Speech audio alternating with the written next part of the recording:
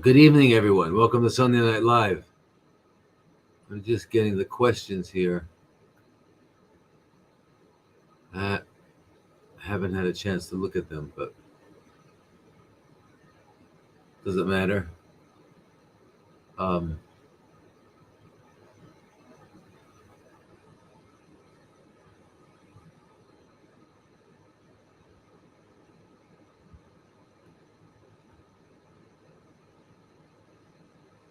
Okay, so welcome to Sunday Night Live and Monday Morning Live and Now Live.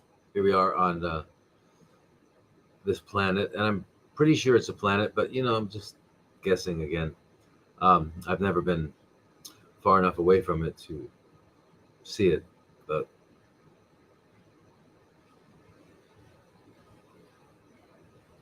yeah, hello B. Good evening. For most people, it's evening. Here on the I think it's called the Indochina time. We're like it's another day. Isn't that weird? So let's see what we want to announce today.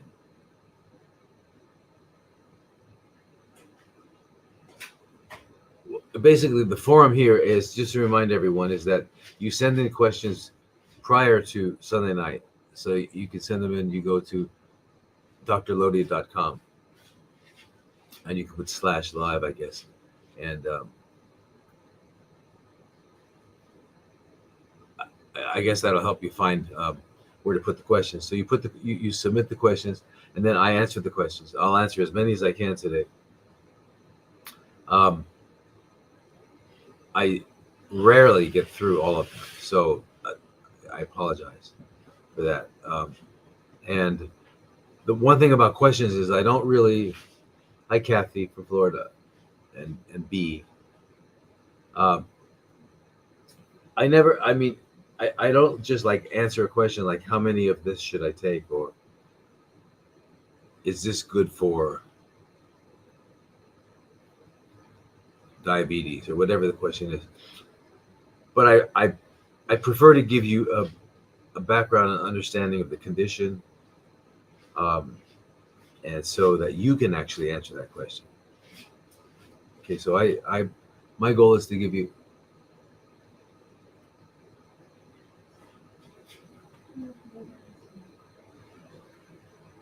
Okay.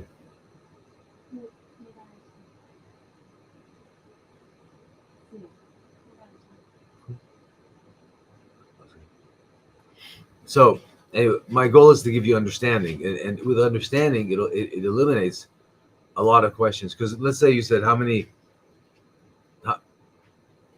what drug should I take for this? So I say, okay, take this drug 3 times a day. But now you still don't understand why or what's going on. That's not helpful. That's not helpful because you'll still have many questions, and you'll say, are there any side effects? Is there anything else I should take? But if you understand the condition, you can then understand how to make it go away.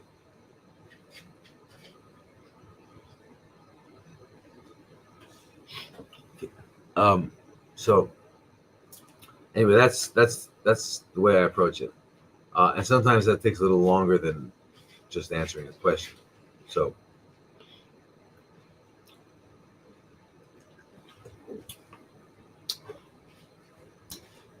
if you're having a problem with CFCs, which are and anybody who's new, that's what we call what they call cancer. Okay, we don't use that word because that word is useless. It doesn't tell you anything. It doesn't tell you what it is, how it came to be, or anything, or how to eliminate it. Because all they usually do is give you really bad news about it, and that's all they do. And they say all we can do is torture you for 2 or 3 years, and then you're gonna die. So it's not only a useless term, but a self-fulfilling term. So we don't use that term. We use what they really are. They're chronically fermenting cells. So that's what we call them. Okay. And the reason we do is because Not only does it not offer any information, but it carries extreme fear. And fear prevents you from making rational decisions. And if you have an overriding, underlying fear in your life, you won't. It's like being completely distracted by something else all the time. So you'll never be fully present in whatever you're doing, right? Whether you're working or being, a mother or a father or a friend, you'll be distracted. You'll be somewhere else. So, but also because of the fear, it prevents rational decisions. And we know that from psychology and neurology. Neurology calls it the amygdala override. The amygdala is a part of the middle brain that processes emotions like fear, especially fear.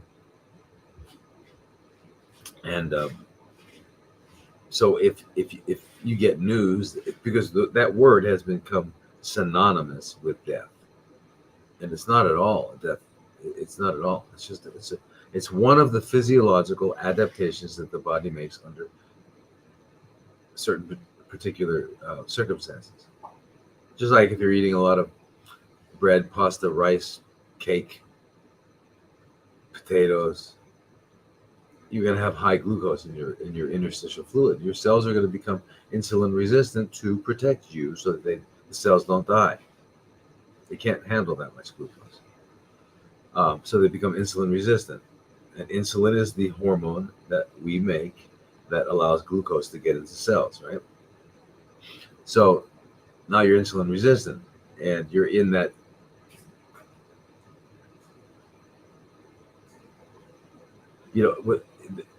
they keep changing the diagnosis of diabetes, but you're in that spectrum of diabetes, right? And whether it depends on how insulin resistant you are, whether they'll put the label on you as diabetes. It doesn't matter what label they put on it. They can call it whatever they want. All you have to do is very simple.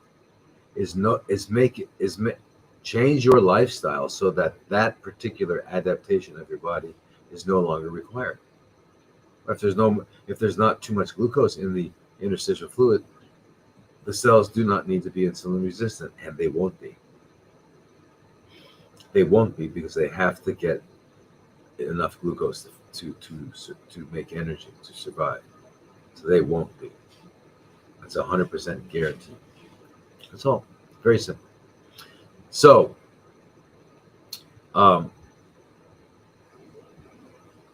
anyway, that's just an example of the physiological adaptations our body makes when there are it's not getting its biological needs met. And it's not getting its biological needs met by either it's insufficient, it's not getting something it needs, or it's getting too much of something that it needs. You can't give it too much of something that it needs. I guess there's actually three. And the third one would be it's getting something that it doesn't need, like a toxin. That's what we call a toxin. Right? So if that's corrected, the body does not need to adapt, and it'll perform perfectly. You'll have optimal functioning, which is the true definition of health. Optimal functioning of the person, of the organism. Okay? When all of the biological needs are being met. Okay. So anyway, that's why we use the acronym CFCs and the term chronically fermenting cells, because that's what they are. Okay. And right in that line, we have three groups. We have the health and healing group, where we talk about everything from fasting to movement, exercise, to sleep, to diet, fasting, all the things that are associated with health and healing. The second group is the parasite guidance group, and the parasite guidance group is, as you all know, parasites have been highlighted. They were completely ignored a few years ago. Now they've become part of. Everybody's suddenly an expert, right? So we have a parasite guidance group. And the third group is a CFC group. Remember what CFCs are, right? Chronically fermenting cells. So now, if you're in the parasite group, you automatically have membership in the health and healing group. If you're in the parasite, in the CFC group, you automatically have membership in the other two, the parasite and health and healing. So we meet on Zoom meetings twice a week, depending on what group you're in. We have webinars. There's one coming up. There's a webinar coming up on if you're in like America, Europe, and Canada, Mexico, that part of the world, it's coming up on your Monday evening. For us over here, it's coming up on Tuesday morning. So it'll be 5 p.m. Pacific time and 8 p.m. Eastern. Over here in Thailand, it's 7 a.m. I don't know about Singapore. I think it would be 8 a.m. So anyway, and then Australia and all that. Anyway, it's a 4-part series on the human diet, and the reason we need to talk about it is because no one knows. Everyone thinks it's controversial, and it's only controversial if you don't know.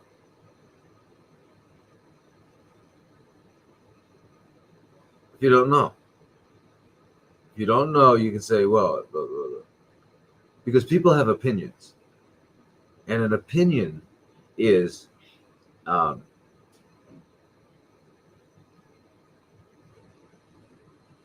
comes from not knowing. So when you have an opinion about something, you don't know. If you know it, it's not an opinion. 3 plus 3 is 6. It's not an opinion. Okay. You've got to extrapolate that and understand that. So my goal has always been to find out the truth about everything. So anyway, the human diet is not controversial. So it's in 4 parts. Your Monday evening in that part of the world. Anybody who's watching this as a Sunday Night Live, it'll be your Monday evening, 8 Eastern, 5 Eastern Standard Time, and 5 p.m. on Pacific Standard Time. And part 1 on the human diet is going to be I forget what we named it, but it's nature's. Basically, it's what did nature say? What's nature's input on our diet? I forget what I called it. Let me see.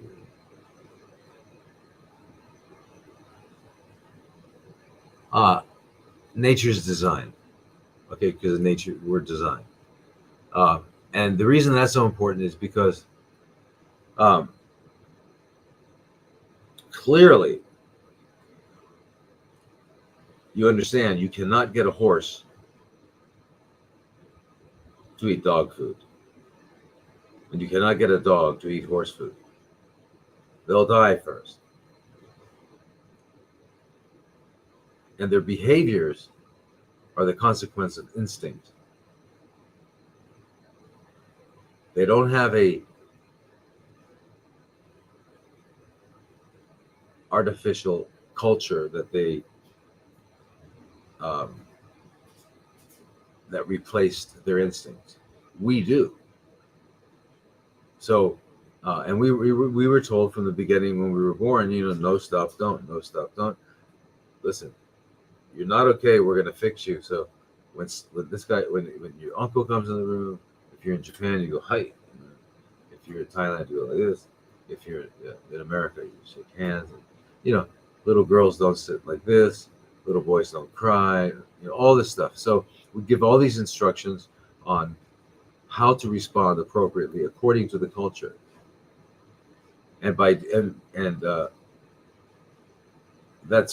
it's required of us.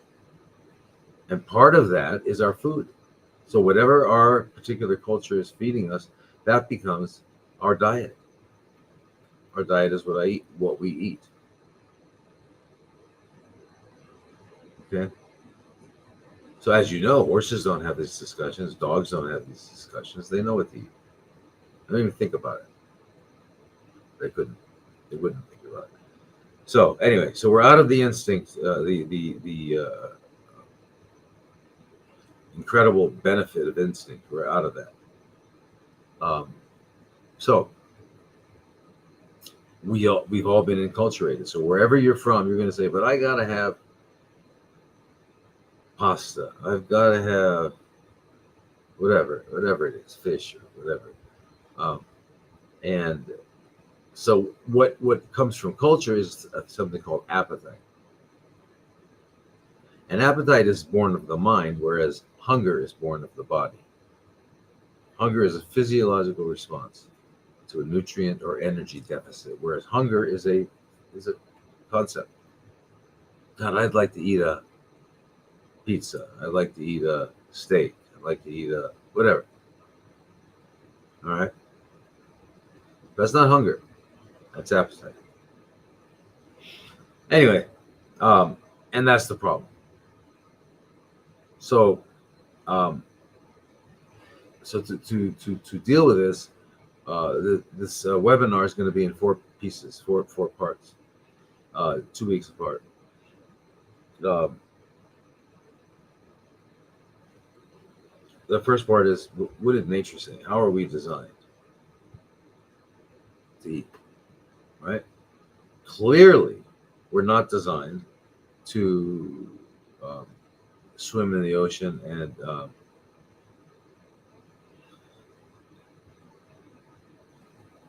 and consume fish. We're not designed. We don't have gills. We're not designed that way. Well, that's clear, right? That's pretty. But then we're gonna really focus on what we are. That's the first part, and the second part will be what is that?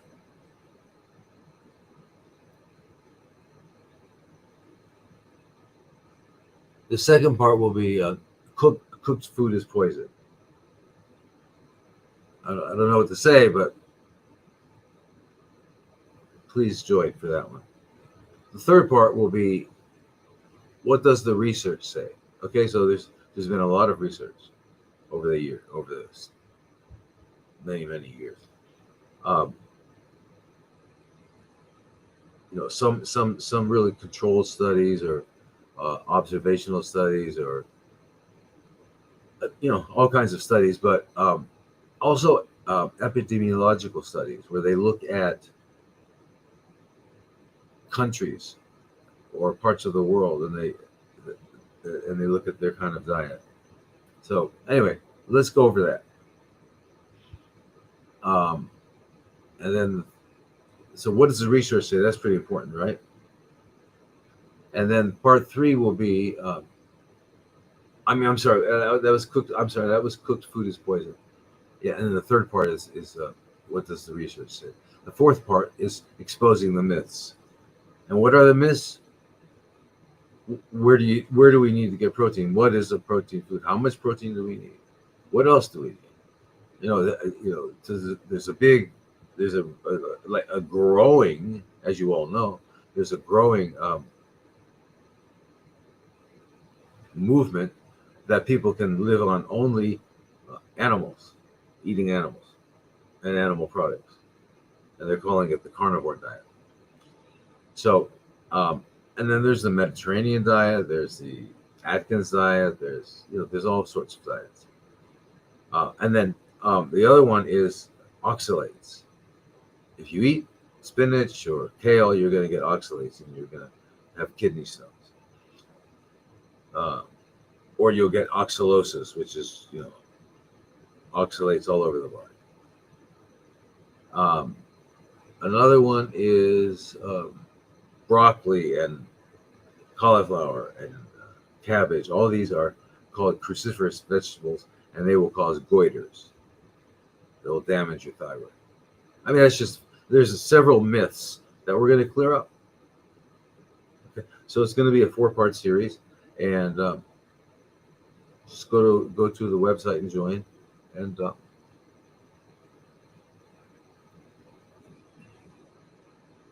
so let's see what else.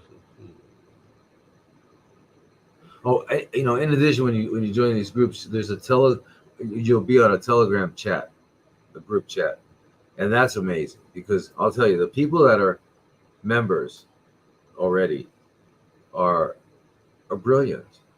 They've been in this situation for a long time, most of them, and they've done a lot of research. Of course, some are new, just recently told they have a problem here. That's another word we don't use, is diagnose. But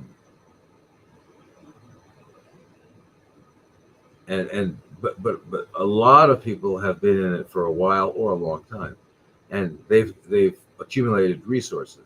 So it's a fantastic way to get resources. It's a fantastic way to talk with others. So it's a big group, and of course I'm in the group, and you can ask me questions. But on our Zoom chats, instead of you submitting questions in advance, you ask them spontaneously, and we're all like, it's like a Zoom meeting, right? And if you want to, if you have a problem that you were just diagnosed with CFCs somewhere, join the CFC group and just ask, say, here's my medical records, and what should I do? Right? So and you're going to get 2 meetings a week with me that'll last from 3 to 5 hours. So it's like an ongoing consultation. It's really well worth it. You also get a kinesiologist, Darren. That's a physiologist who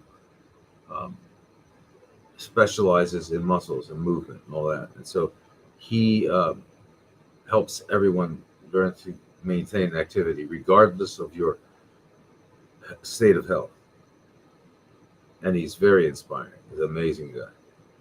And then there's Vanessa, and she is a nutritionist, a health coach, a yoga instructor, meditation teacher. She's just an amazing woman. I've worked with her many years. And then there's also Donna, who's been a raw vegan for about 37 years. And she leads groups, and she's been helping people in New York for years, 37 years. So she really knows how to help people make a transition. And the only way to make a transition is if that transition is delicious. If it's not delicious, you're not going to do it. You're not going to do it. It has to taste good. And if you do it and it doesn't taste good, like you're just eating salads or something like that, if you do that, you're going to be feeling deprived. And that feeling of deprivation will directly suppress your immune system. So truly, if it doesn't taste good, it's not good for you. The opposite is not the truth. If it tastes good, it's good for you. No. So, and those are the other people. And if you're in the CFC group, remember what that is, chronically fermenting cells. Then you also have Kathy's Corner. Kathy is a psychotherapist who's been practicing many years. I don't know, 30, 40 years. And it's a place for you to express your emotions about whatever is going on with you with CFCs, and learn how to, and it's a whole group of people. It's fantastic. So anyway, that's all the things you get from the membership. It's pretty cool. Plus, writing things, and when I have these webinars, you don't have to pay for them. So it's pretty cool. Anyway, let me see what else. Oh yeah, so part 1 is July 28th at 8 p.m. Eastern. Part 2 is August 14th at 8 p.m. Eastern. Part 3 is August 28th at 8 p.m. Eastern. And part 4 is September 11th, 8 p.m. Eastern. And they're all on a Thursday, except the first one, which is Monday, if you live on that side of the world.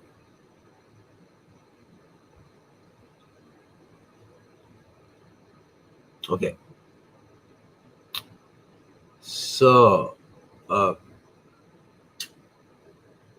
hello to everyone. Thank you for coming. I don't know if X is on today. There was a problem with X getting in. I don't understand it, but my team is working on it. So I don't know if X is on or not. So hopefully, if you have X, you probably also have, maybe, I don't know, you might have Instagram or Facebook or YouTube, or you can go to our website, drlodi.com, and just stream it there. What else? Rumble. Anyway, so do that, okay? Hello, Lilo.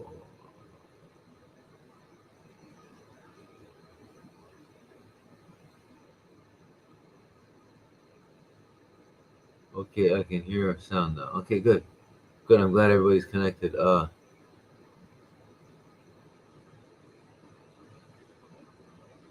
Greetings from Phuket, Thailand. How amazing is that? I happen to live there too. My camera isn't on. You can't. Oh, how crazy is that? I'm so sorry.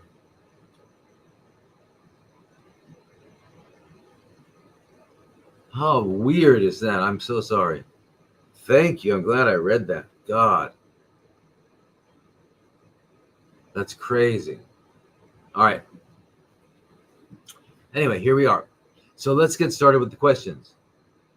Remember, the format of this particular live stream, which we've been doing for, I don't know, 4 or 5 years now. I don't know how long it's been, but it's every Sunday night, that side of the world.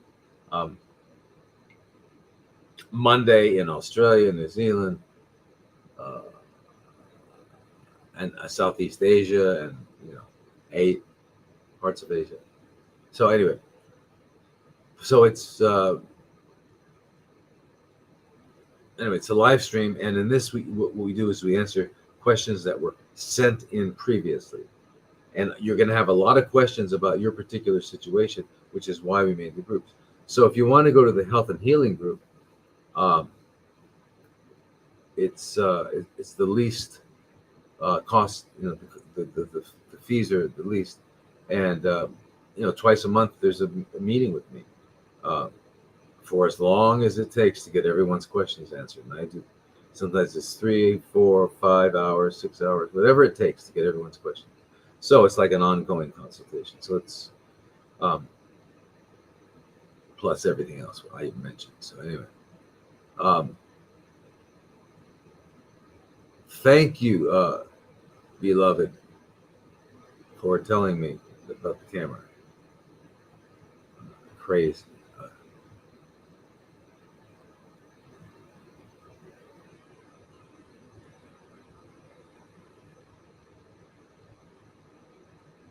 Yes, hello, Lilo. Hello, everyone, and fantastic. And there's Alice. Yay. Okay, so let's answer some questions. Where are we? Oh, by the way, so that's tomorrow, right? The first part of the human diet, and it's I I encourage everyone to watch it because if you've been listening to the stuff I say for any length of time, you'll understand that I don't. My perspective on things is not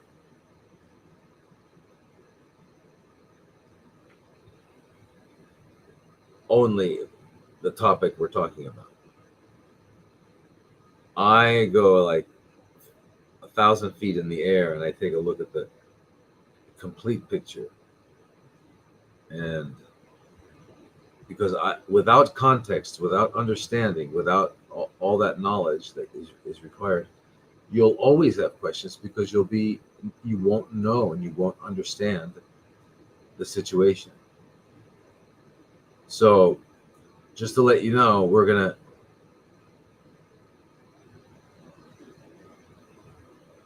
talk about what nature has designed, where we fit in nature and what is nature and all that, and then what we what we were designed to eat, and that's not controversial. Okay, so let's find it's tomorrow at 8 a.m. 8 p.m. Eastern. All right. Where did I put the questions? I was just looking at them.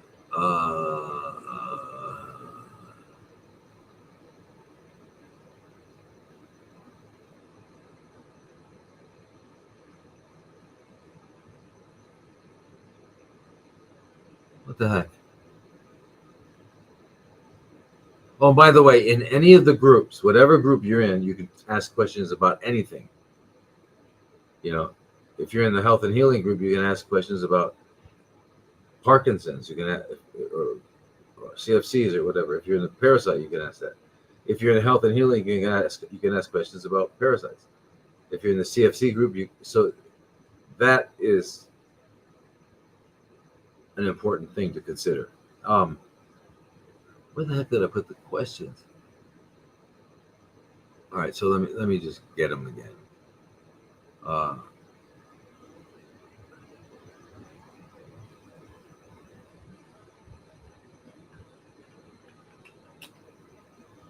Where did I get those? I got those on. By the way, I can't believe it. You know, on Telegram, we have our Telegram groups. So in any of whichever group you're in, you'll be in the Telegram groups. You'll also be in the group with Kathy's Corner if you join that. You'll be in the group with Darren for the help for how to get you moving around. You'll be in the group with Vanessa. You know, Vanessa and Darren are the same, and then with Donna for the live eating, living food, non-animal. Oh, but anyway, I can't believe they still have this thing. It's called Dr. Thomas Lodi's Community, and it's not me. And people are still joining. And I've told Telegram about it, and they don't care. So that's not what I was looking for. It's under team. Can't believe it. Oh, there it is.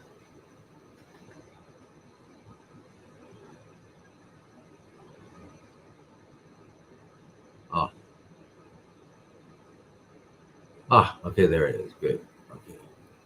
All right, so first question, I haven't had a chance to look at these at all, is the topic is sleep.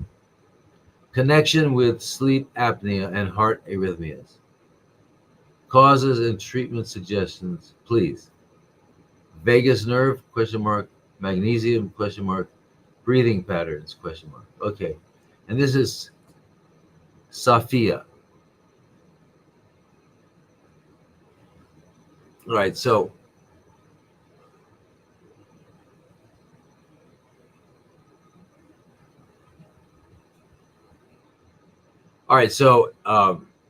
it sounds like you or someone that you know has been told they have sleep apnea, or maybe you know it.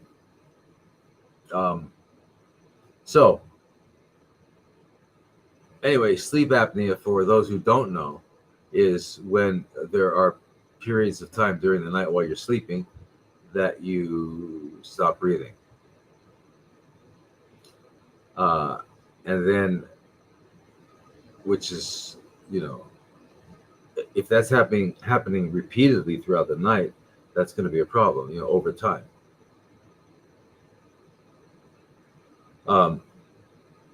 Right, because when remember, if you look basically at our bodies and the way it works, we need to make energy, produce energy that we take from the environment, eating and breathing and all that. To make energy, we need 6 oxygens and 1 glucose to enter into the cell and get into the mitochondria to produce our energy, which is ATP. Why do we need energy? Because we are within our bodies, we're making about 37 million at least cells per second, and we are engaged in about at least 37 sextillion reactions, biochemical reactions every second. And a sextillion is 21 zeros. So that's every second. All you need is, because all those reactions require enzymes. Not all. I mean, there's a few things in there, but 99.9% require enzymes, and then enzymes need energy to work. So, anyway, so when you're not getting that oxygen, when you have if you have repeated periods of not breathing throughout the night, that's a problem. They used to call it Pickwickian syndrome because of a guy in what's his name? Had a book.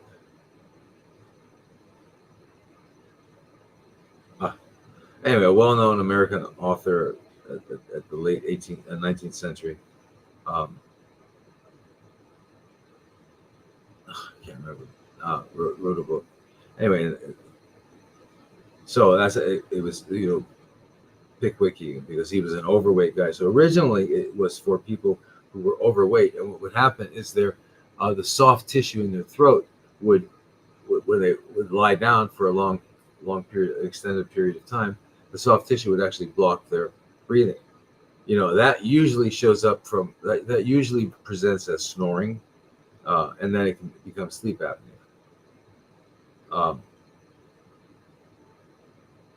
But now it's happening in people who are not overweight as well. And that's because of cranial bone misalignment, which affects the TMJ, and our mandible, our lower jaw, is smaller and smaller and smaller. And it's because we don't use it the way we were designed to use it. So we were designed to chew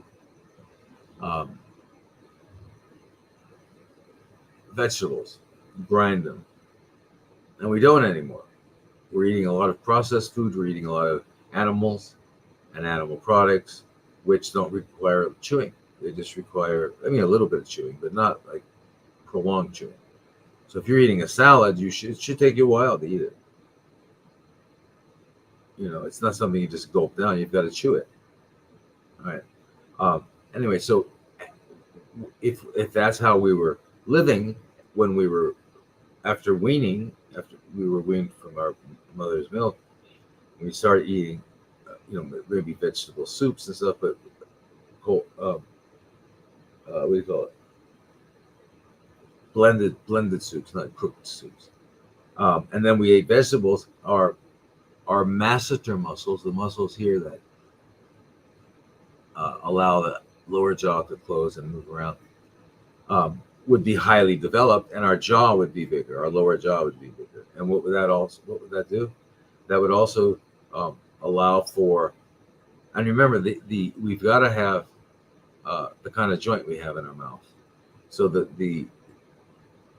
it's not that the lower jaw would be larger and we'd all look like that. It wouldn't be like that. It would grow together because we have the kind of jaw we have. Anyway, I'll talk about that tomorrow in the food, what nature has, how nature developed. But because of that jaw, it allows us to chew and to move our food and move our lower jaw or mandible in a horizontal as well as vertical position. That muscle would be much larger, and this jaw would be a lot bigger. Because remember, bone grows in response to pressure, in response to the bone growth. Bone growth is beyond getting your bones to your adult state that you were, that is genetic, to where you're going to do.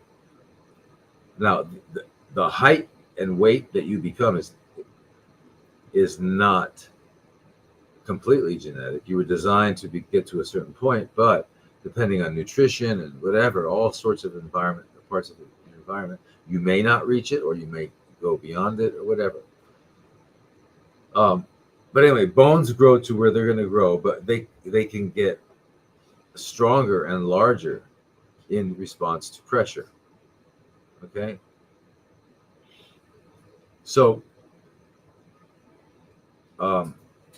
that's what happens with the mandible. The mandible would be bigger. So since our mandible has not, it has, there was no requirement to eat a lot of vegetables, it's gotten smaller and smaller. So people are now being born with, and when they get their secondary teeth, their teeth they have extra teeth. We say they don't have extra teeth.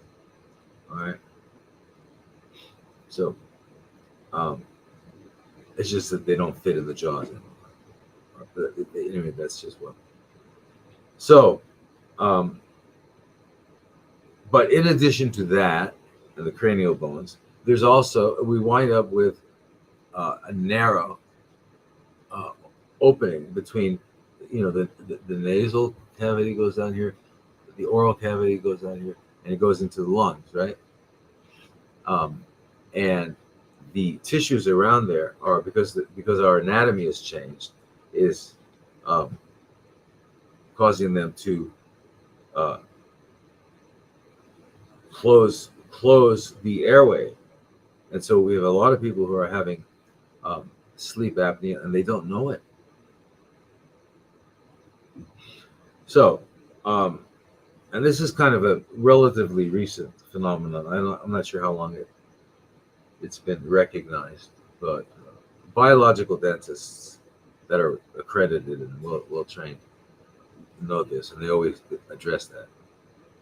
So, how do you deal with sleep apnea? I would go, are you, to a biological dentist who lists that as part of what their expertise.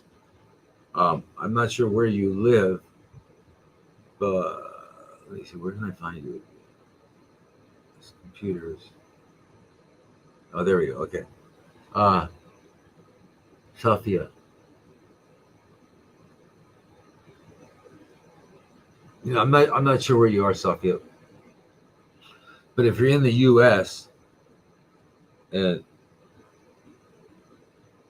you can get to California, there's a Dr. Emma Abramaya, who's a incredible biological dentist in Glendale, California. But you can also look at the IAOMT, which is the International Association of, I think, Medical Toxicology, which is what is the organization that biological dentists join, get certified by, and it teaches rational, healthy dentistry. So like a regular dentist is like a regular doctor, and they learn the Rockefeller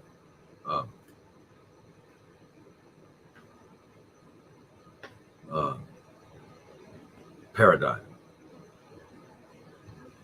That you've got diseases, we got to get rid of them, and we'll get rid of them. We'll either cut them out, or burn them out, or poison them out. That's.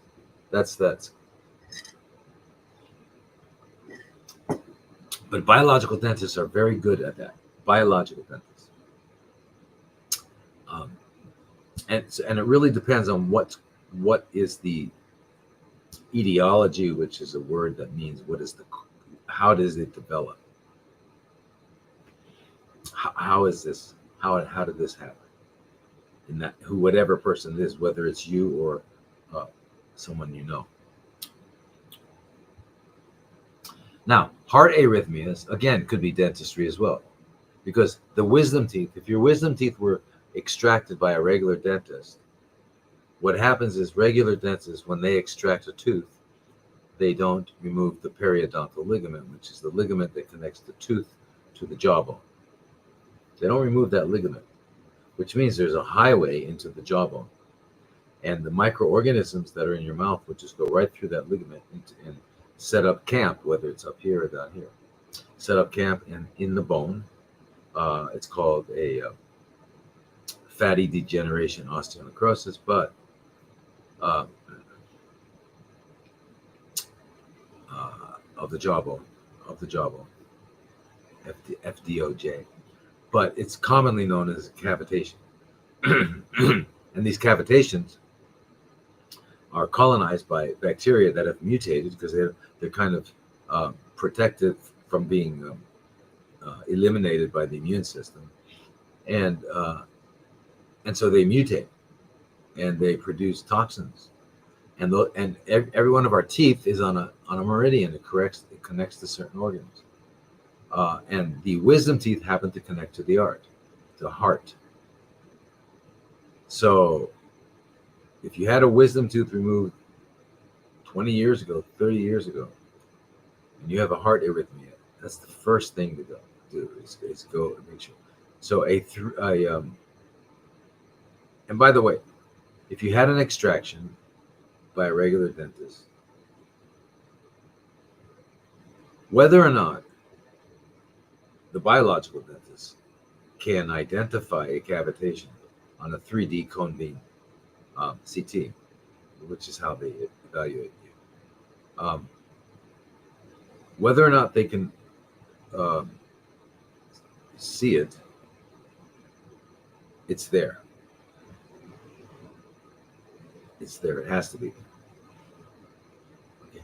So you've got to have that dentist, whether or not they see it, go in and go into that bone and take out the pus. They use ozonated water to irrigate it. Then sometimes they use laser. Then they'll use ozone gas, and they push that deep into the area where the tooth is taken out. And it goes up into the trabeculi of the bones. So bone has trabeculi. If you've ever seen bone, or a bone cut open, you'll see it's got all kinds of like caves, and it almost looks like a honeycomb. But that's where they'll go. So they're in the jawbone, and there might be a large cavity, open. There might be a large hole there where they're doing most of their work. But they also go into those caverns. So when they push that ozone in, the gas, after they've done it with water, they've already spun your blood when you first came in, and they got the top layer of it, which is platelet-rich fibrin, which is how bloods clot, and they just put that right up, and they seal it. So it's been completely sterilized and sealed. And I personally had that problem. I developed an arrhythmia out of nowhere, and I was fortunate enough to find out that it was my wisdom tooth, 16 and 17, which are the only two I had extracted. I didn't have any. And I went and had that procedure done, and within 5 days it was done. Now, I was almost in complete heart failure. That was 3 years ago. So it's the real deal. So that's so that's what you want. And see, that would make sense if you're having sleep apnea, and so your first and most important thing you do is to go to a biological dentist who is certified, not just a member of IAOMT. And you can go on their website and find out if there's anyone in your area certified. And or I would, if you're in the U.S. or wherever you are, if you can get to California, go see Dr. Emma Abramayan in Glendale, California. All right, and then now you asked about magnesium and breathing patterns and all that. No, it's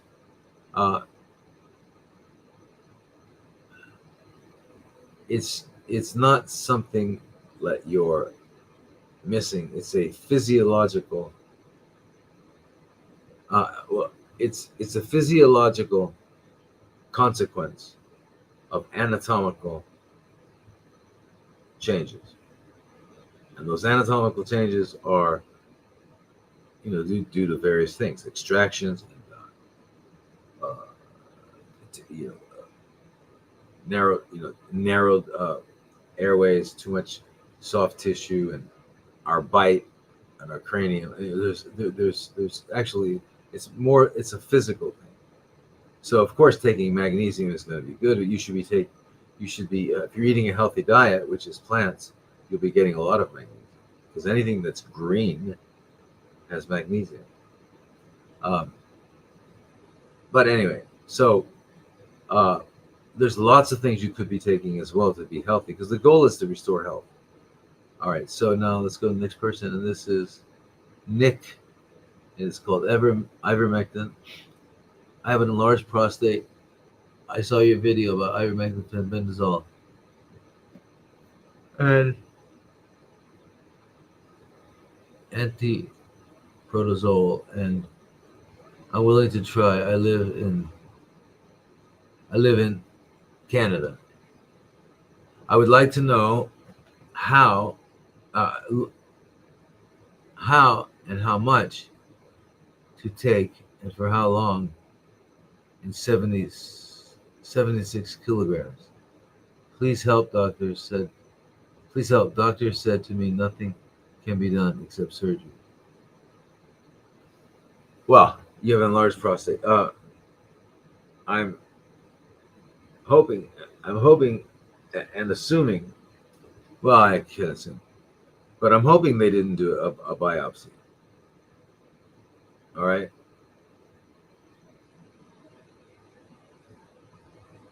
All right. So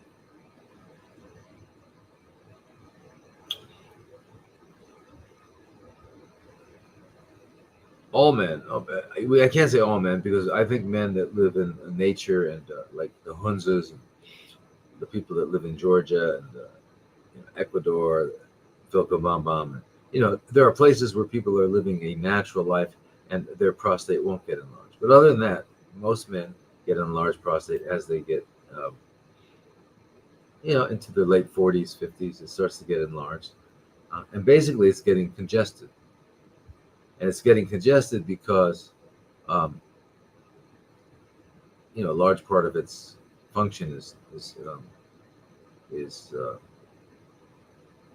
no longer required, and so it's getting congested. Whatever it's producing, it can't eliminate. So this is partly, and I think a significant part of it is that as a man is getting older, and they go through andropause. Women go through menopause, men go through andropause, and andropause is a lot more subtle because you don't know it specifically. Like a woman knows because her menstrual periods stop, so it's clear. But in a man, there's no specific thing that happens. But basically, because of the same thing, sex hormone decline. So with a man, it'll be testosterone. With that decline, because the testosterone has many, many functions in the body, but a couple of them are libido, and the other one is for sexual function. So what happens as a man gets older, his libido goes down and his sexual function goes down. And so his sex life usually goes to 0 or close, which means the prostate is not being cleared. And if someone's in that condition, their diet's been probably not eating human food. And if you want to know what human food is, get started tomorrow. The series starts tomorrow, 8 p.m. Eastern Standard Time, Monday night. Yeah. So, and the other thing is, if you change your diet, and you got your hormones restored, it'd be gone. So, in the meantime, if you went to a conventional doctor, they would give you Proscar, which is 5 milligrams a day, which is finasteride, which blocks the DHT formation, which is a metabolite of testosterone. And DHT is the metabolite of testosterone. It's dehydrotestosterone. It's the metabolite that is associated with male pattern baldness and an enlarged prostate. So, an interesting thing to understand is that research shows that if the testosterone total testosterone does not go below 550 for any extended period of time, there's a significant decrease in the incidence of prostate CFCs, chronically fermenting cells, decrease. So maintaining a high testosterone prevents CFCs. But if someone gets CFCs, they're told they usually put them on a androgen blocker, which is testosterone is the main androgen, which completely distorts and imbalance. Imbalance is a very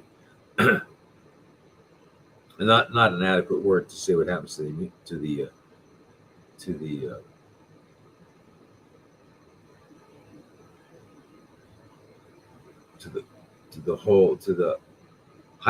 because the hypothalamus tells the pituitary what to do. Hypothalamus tests the blood. It's like it doing the blood test, and if this is low or high, it'll then give the instructions to the pituitary, which then gives the instructions to thyroid, adrenals, testes, ovaries.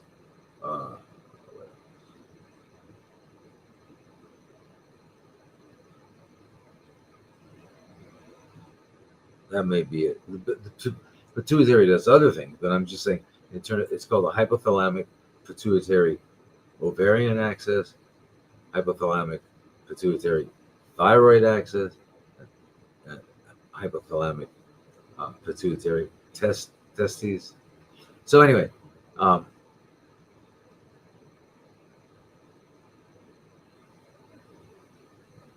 okay. So if an endocrine gland, which is a hormone producing gland, like the testes, thyroid, ovaries, whatever, stops working, it's producing less. It's not able to produce the adequate amounts of a hormone. Then all the effects of that hormone are not going to be seen anymore in the body. And this is what happens in aging. But it's not that 45, 50, 60 is when this happens. That's our culture. There are cultures where the women are delivering children at 65 and the men are still impregnating them at 110. So, we have a very successful premature aging program here in the Western world. So, anyway,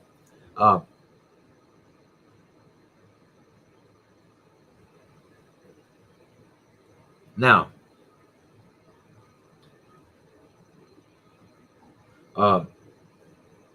you said you're taking ivermectin for an enlarged prostate. Well, that's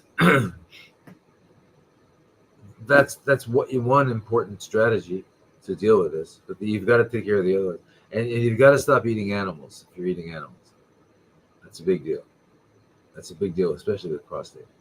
You got to change your diet, and you got to be more active. You can't be sitting around. You've got to get your testosterone, and remember, you don't just balance one particular hormone, because hormones are like an orchestra, right? You can't tune up the woodwinds and not tune up the strings or the brass. And if you do it that way, you're going to have cacophony. You're not going to have a beautiful sympathy. What the heck is that?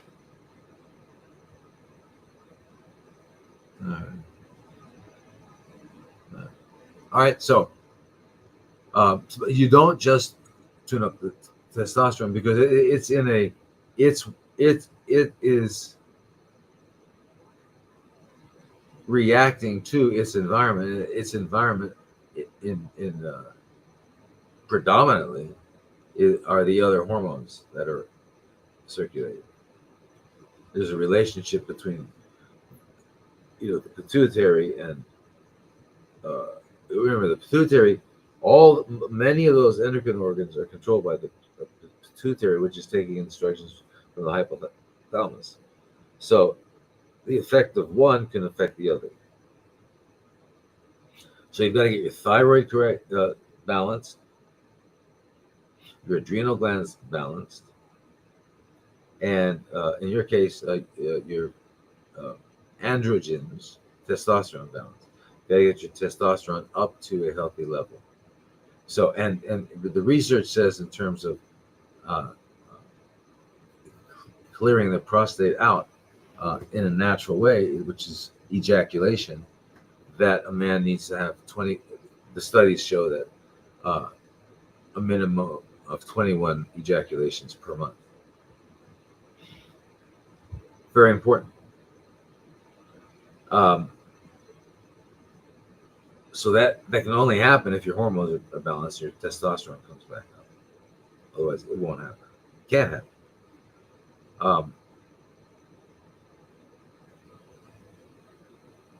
So the first thing you should do, and everybody should do with any problem they have, is start getting rid of the waste, the garbage. Start a juice cleanse, a healthy vegetable juice cleanse with enough fruit to make it delicious.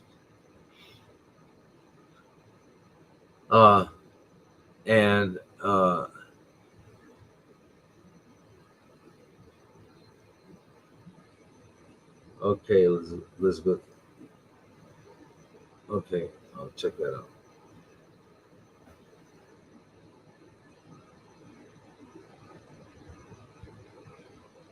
out. Pittsburgh, yay. Jade Singer, you couldn't pay me to go to this guy. Am I this guy? Then why are you listening? You don't have to be here.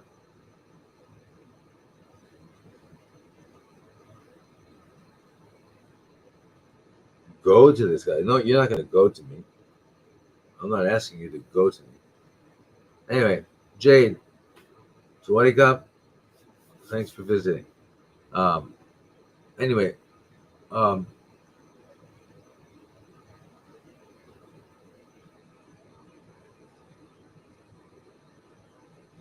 that's with the prostate. You got to get up and be active. Basically, you have to restore balance in your body, and that balance means your hormonal system. And where we all want to be balanced to, restored to, is somewhere in the latter part of the fourth decade of our lives, which is like 35 to 40, because that's the period of our lives where we're probably most functionally balanced, right? Because there's the craziness of the teens and the 20s, and then we start declining late 40s and 50s. So that's right about the time of really healthy functioning. And so we want to get back to that, because when they say your testosterone is normal, what they're looking at is the community reference labs, like in the U.S. they have what are they? I haven't been there so long. There's two main ones, LabCorp and I forget. Anyway, their references for what's a normal blood test, what was a normal result on a blood test, is the result of their statistically what they when they call it a community reference lab rather than a hospital laboratory, because a hospital laboratory is going to be built on a combination of known parameters, known variable. You've got to be in this, but in addition to their particular local um, patients that come into the hospital, and you get a bell curve like you always do when you have people, right? And if you're in there and you're not one or two standard deviations above either end, then you're normal. But you don't want to be normal, because normal people every 35 seconds have a heart attack. A normal person every 45 seconds has a stroke. This is old data. Oh, what, 60-70% are type 2 diabetics. I mean, it goes on and on and on. It's crazy. So you don't want to be normal. What you want to be is healthy. And unfortunately, there are no healthy range. We don't have reference ranges for healthy when we get a lab test. And the reason we don't is because we don't. First of all, we're not even thinking of that. Because remember, doctors like me, MDs, are trained in about in this mythological thing called diseases and how to combat them and fight them. So we're trained to fight. And we have an armamentarium and get rid of diseases. And it's all myth, right? A real doctor helps you restore health. That's the goal. Restore health. Not try to go to war against some part of your body and get rid of it. So anyway,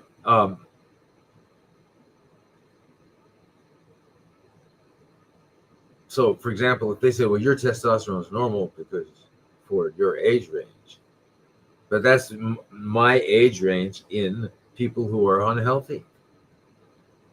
I would rather be in the average range of people who are healthy. Do we know any? No, we don't. All right, then let's go back to the 35 to 40 years old, because that's when we're the most healthy. But like I told you before, like the Hunzas, and there's a place down in South America, or Central America, I don't remember, where the men are able to father children at the age of 110, and they're not, of course, in society, so they don't know about Viagra or any of that stuff, because they didn't go through the accumulation of toxins that cause the endocrine hormone producing organs to lose their ability to function sooner. They're doing it. They're happening, right? So menopause, andropause is premature, where it's about 30-40 years sooner than it should be. But that's in today's world, toxic world. In ancient times, biblically, our average lifespan was 912 years before the flood and Noah and that. So, anyway.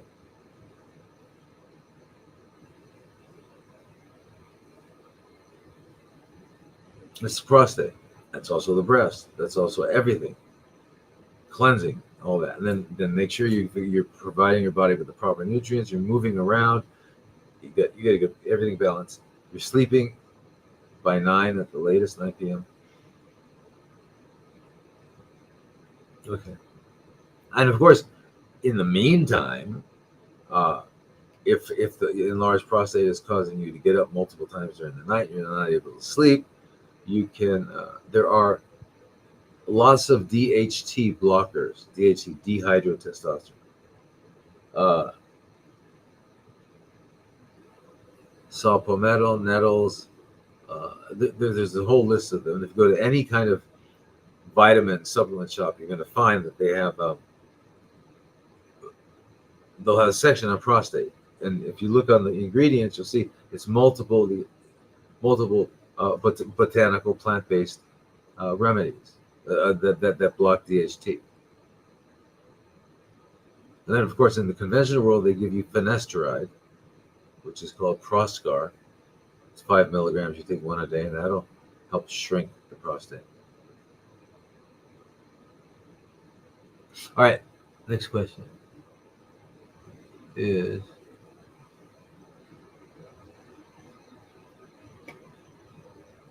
okay, it's hiding from me.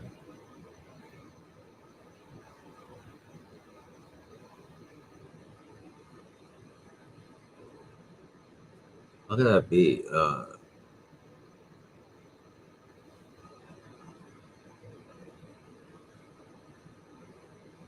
right, so what am I doing? I'm going to go back to here and go back to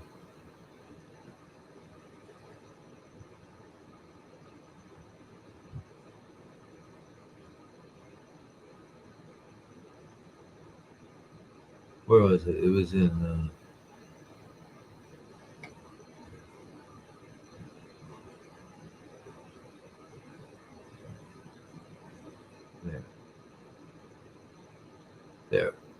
there it is. It was here.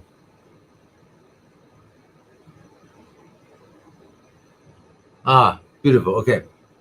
So our next question is, let me put this.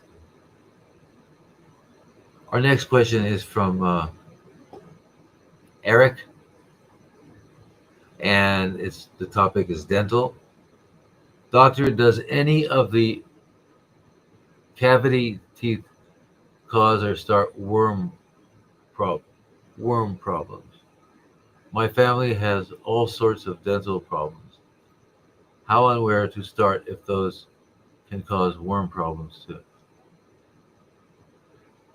Yeah, well, there's no direct connection between, especially causative effect of dental producing worms or somehow making them.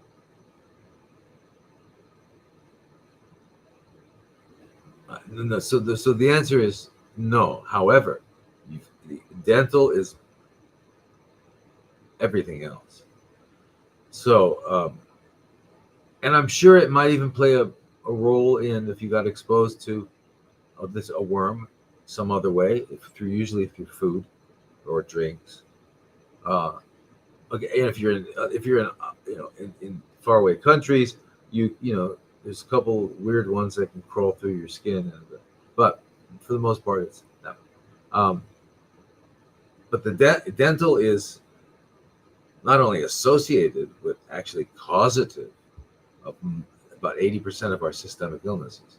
So go to a biological dentist, like I said, certified by IAOMT, not just a member, but certified in that, and SMART, which is learning how to properly remove mercury for people who have had mercury put in their mouths.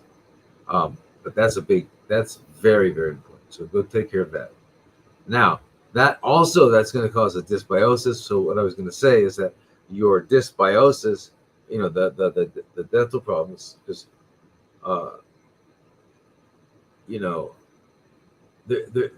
there's many of the microorganisms that are in our gut are also in our mouth. Not all of them, but and both are a reflection of our diet and our oral hygiene, but our diet mainly.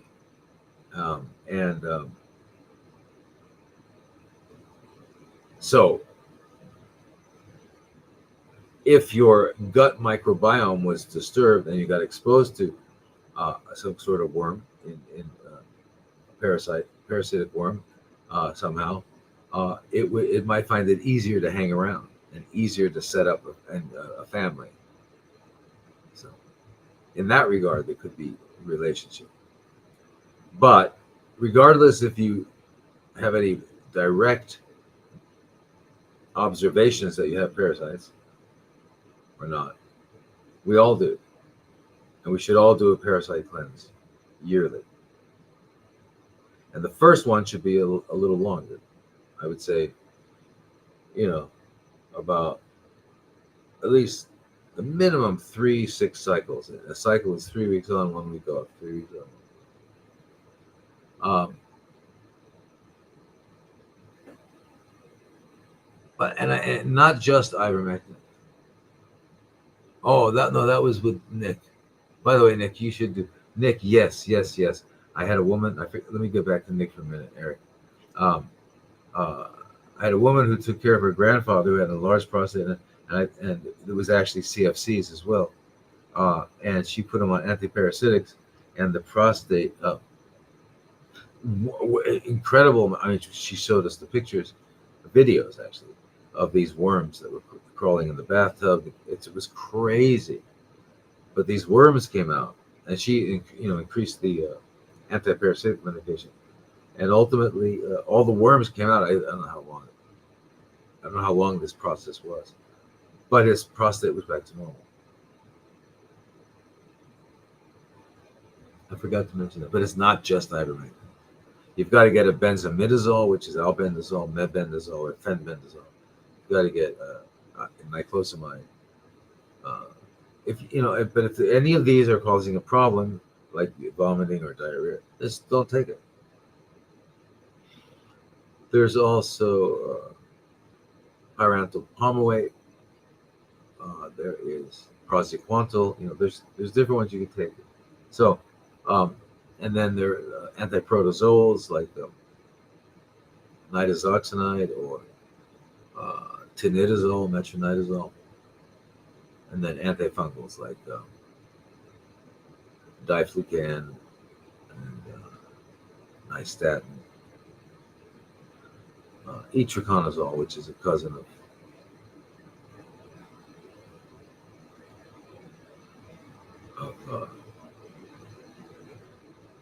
fluconazole. So,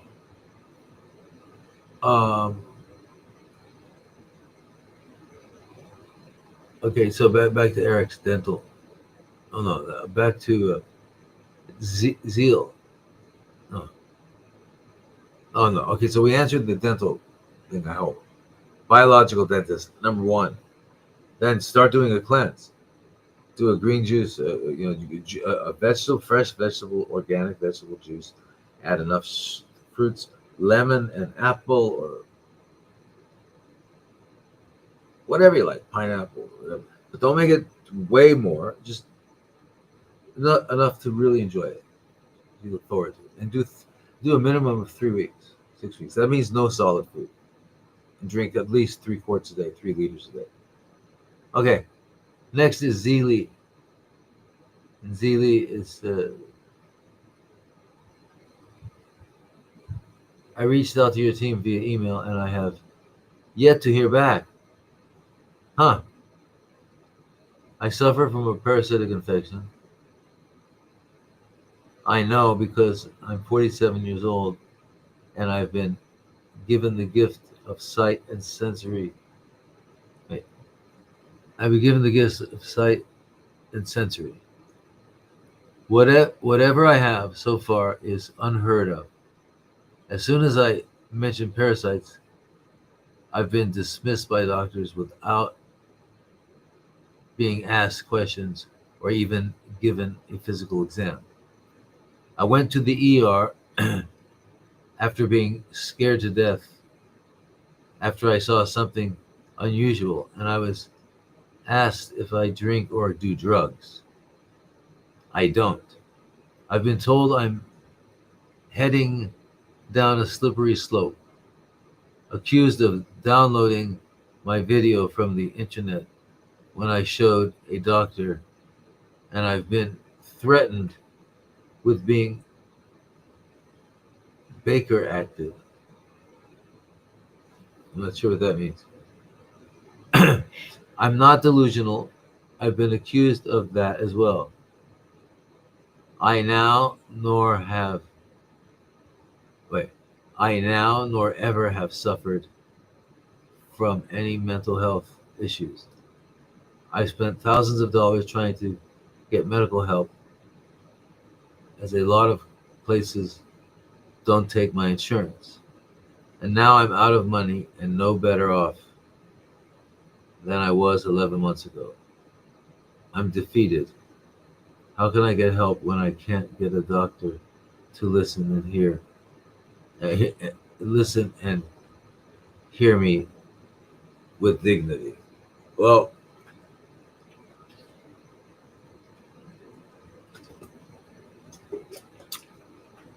sadly, tragically, that's the Rockefeller medical system that has that started in the United States and has spread around to the whole world. And that's what it is. and when doctors don't know about something, for the most part, if it's not in their algorithm or in their, it's hard to say. If it's not, if they weren't told to do something, they're not going to do it. So now I don't know what you said. You went to the doctor when you saw something. I'm not sure what that is. I'm assuming, since we're talking about parasites, you might have seen a worm come out or what you thought was a worm. Now, many times, we think we saw a worm. Like if you're getting a colonic, you'll see things come out. Oh my God.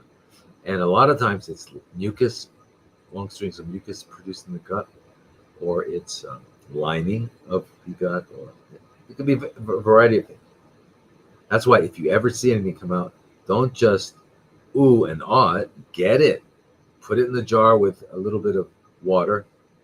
And if you can get some saline water, normal saline, you can buy it at the drugstore. It's just got the right percentage of salt. Put it in that, that's probably the best, but at least in water. And get it over to a laboratory and get it identified.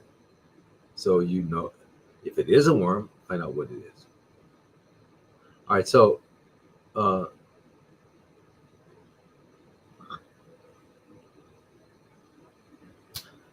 I'm assuming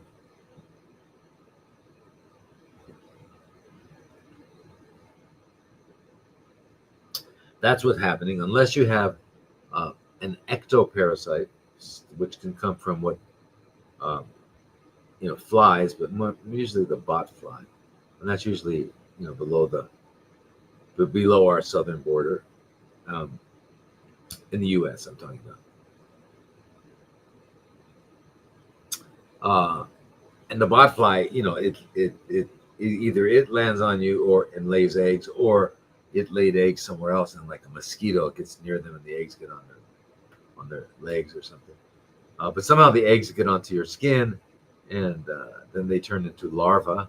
They come out, and the larvae penetrate your skin, and they go underneath, and they're terrible.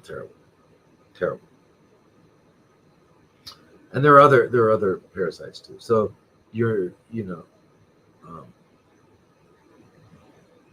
my first response to you would not be that you're delusional at all.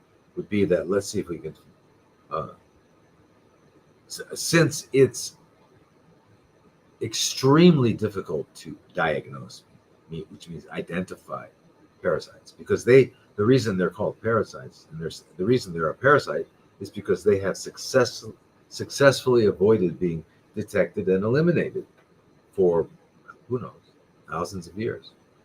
So they're good at it. So and that's why if you went to any parasite department of an infectious disease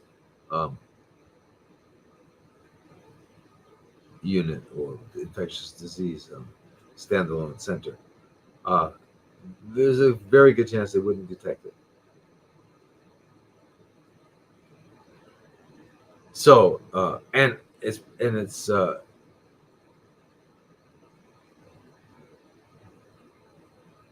if you studied the subject, then you'll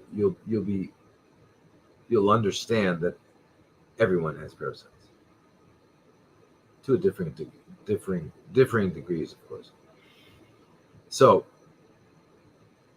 anyway, so what I would do is I would start on a good, healthy, a good regimen of antiparasitics. So you need to get a doctor to work with, or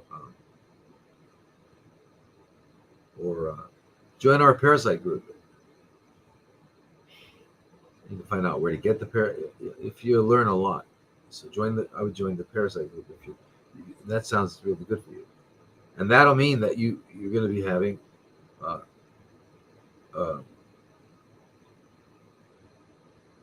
weekly conversation, twice a week, with me and a bunch of people who are really smart. They've been doing their homework for years. All right, so that's exactly what I would do, because then you'll find out what to do, where to get them. But I just went over it, in the previous question, right? About a basic program. Now,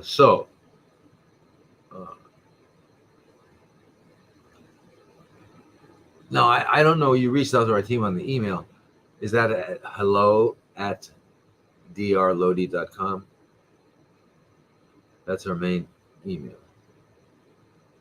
hello@drlodi.com. Is that it? And you never heard back. I apologize for that. I'm hoping my team will connect with you. Lee, we have your email. So I'm going to hope my team, I hope someone on my team is here.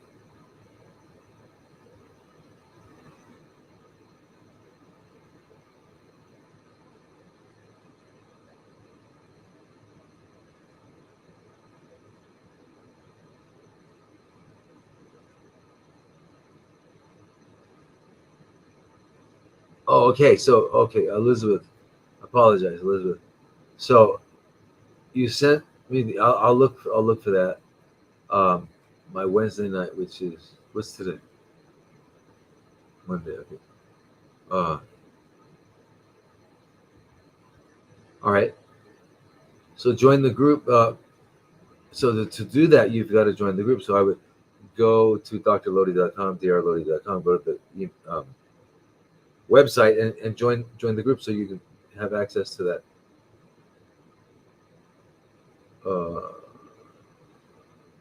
That group on Wednesday night.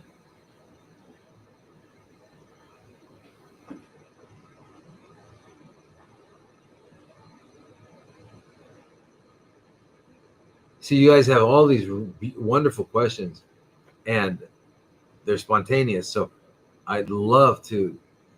You got to join the groups. That's why I have the groups, so that we can interact. So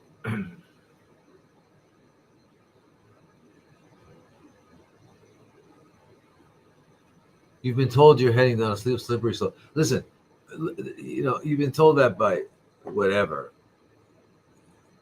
people that are in the linguistic prison of that we've been put in. First of all, it's a colloquialism that's people don't even know really what the origin is. Slippery slope means what? That you're likely to fall. It's a stupid thing. So you're headed down a slippery slope. So what should you do? Turn back and go back up? I mean, it's a ridiculous colloquial. Nobody takes your insurance. Well,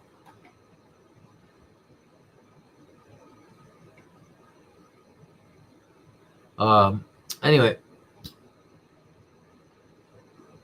if you're low on money, like you say, then just join the health and healing group. It's the most affordable, and you can ask any question on any group. So it's not that Health and Healing can only ask about fasting. And so, next question is by Lauren, and the topic is other. I'm curious what your experience and understanding is of inherited gene mutations, specifically that of Charcot-Marie-Tooth syndrome, which affects the peripheral nervous system and myelin sheath integrity. I know that lifestyle, diet,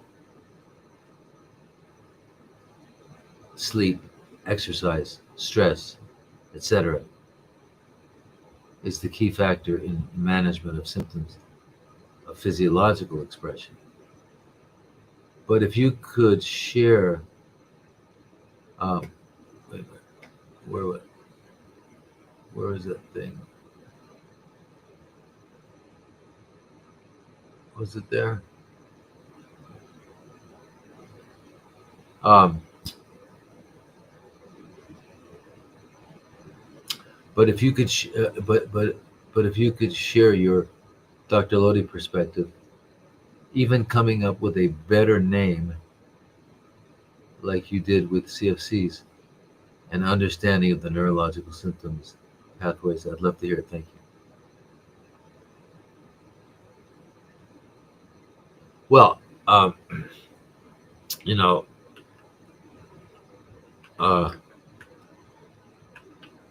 the thing about what they do is that they when they name things, they actually name things, and they say, so when you name something, now, first of all,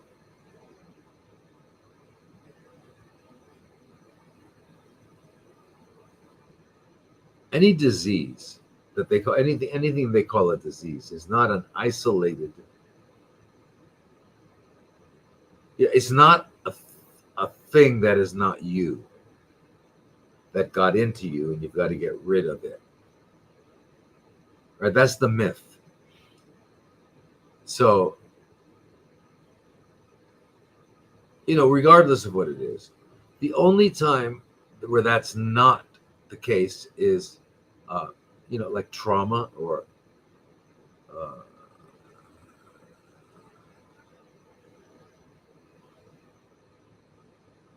otherwise, any systemic problem that's happening with you is arising out of the body because the body's biological needs are not being met. Now, so if you are born with a genetic mutation, and that's very, very 5% or less of people,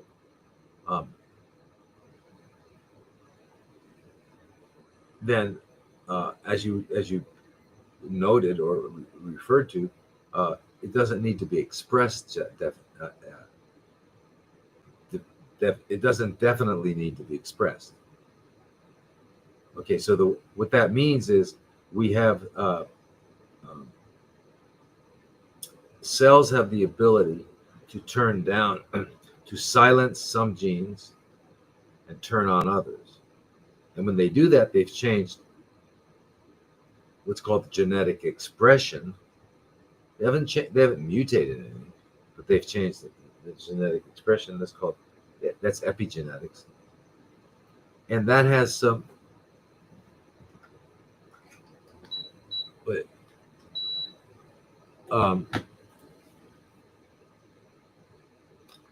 profound effects. Because if you've turned off certain genes and you've turned on other genes, you've basically changed the function of that cell or group of cells or organ. So that's pretty amazing, because you think about it. What's the difference between a kidney cell and a liver cell?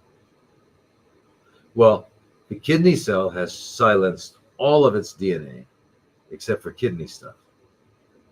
And the liver cell has silenced all of its DNA except the liver stuff. But it still has the same DNA as the kidney cell. It's just turned them off. Those are epigenetic changes.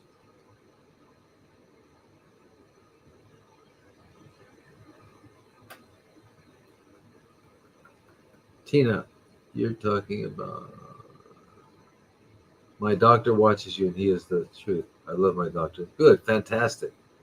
That's wonderful. It's so hard to find a good doctor. You're very lucky. Can one do ivermectin and albendazole? Yes, it's done all the time, all over the world. Um,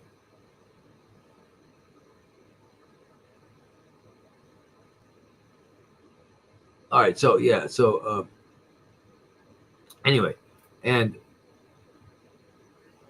uh, there are a number of conditions. So I don't call these diseases. I call them adaptive responsive. They're corrective adaptive responsive.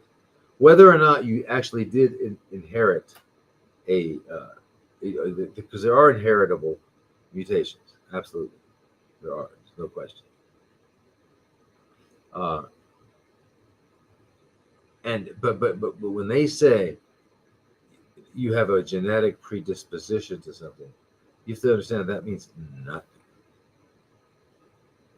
unless you have a particular mutation that you got from your father, let's say, but not your mother. So now you have uh,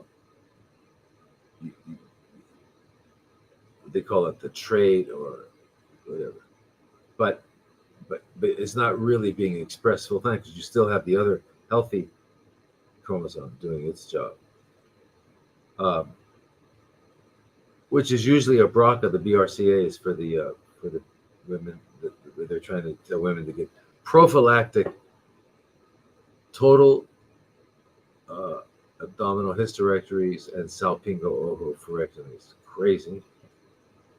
Um, as well as bilateral uh, uh, uh, mastectomies. What? That's crazy.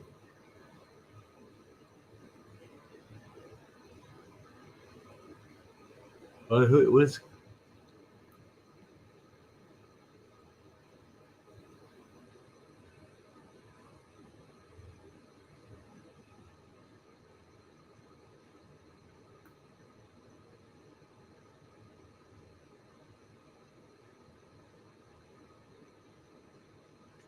Anyway, so I can't answer all your questions. I'm sorry, because I have to respect the people that sent these in.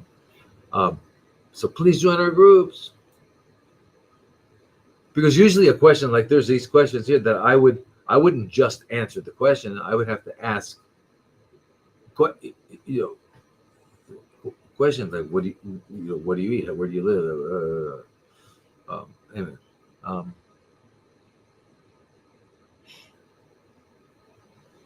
all right. So now, uh, so this Charcot-Marie Tooth syndrome, it's it's I'm not sure how they came up with it, but it's mutations. They're saying it's mutations in over 100 genes.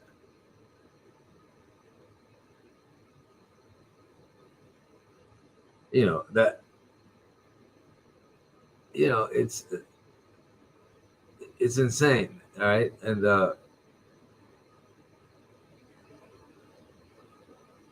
so you wind up with peripheral sensory and muscle uh, problems because it's peripheral nerves.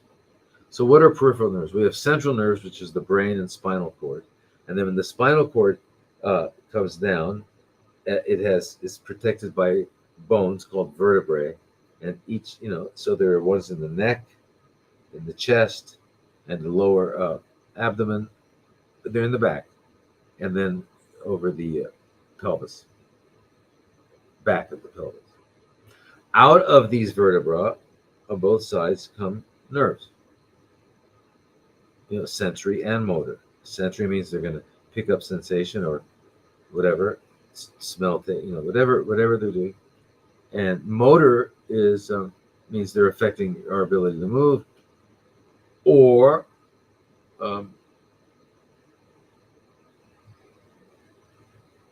well, actually, that's a whole different system inside the body. But our internal, like our arterioles and our gut, uh, the movement it goes through is it's dependent on the autonomic nervous system, which is a different system. So we're going to talk about that. But anyway, so they say that it's not curable, but there is no it. They made it up, right? They call it the Charcot-Marie Tooth syndrome. What the heck? A syndrome is what? A syndrome is usually a cluster of symptoms. And they call it a syndrome.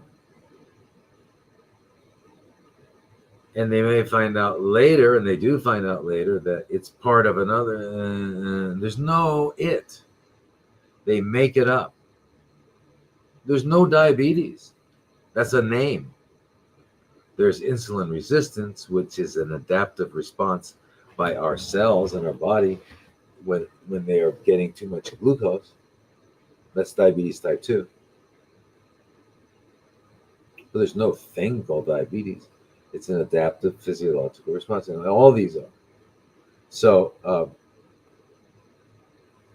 whatever. So there is no cure. You know. All right. So first of all, I would with you I would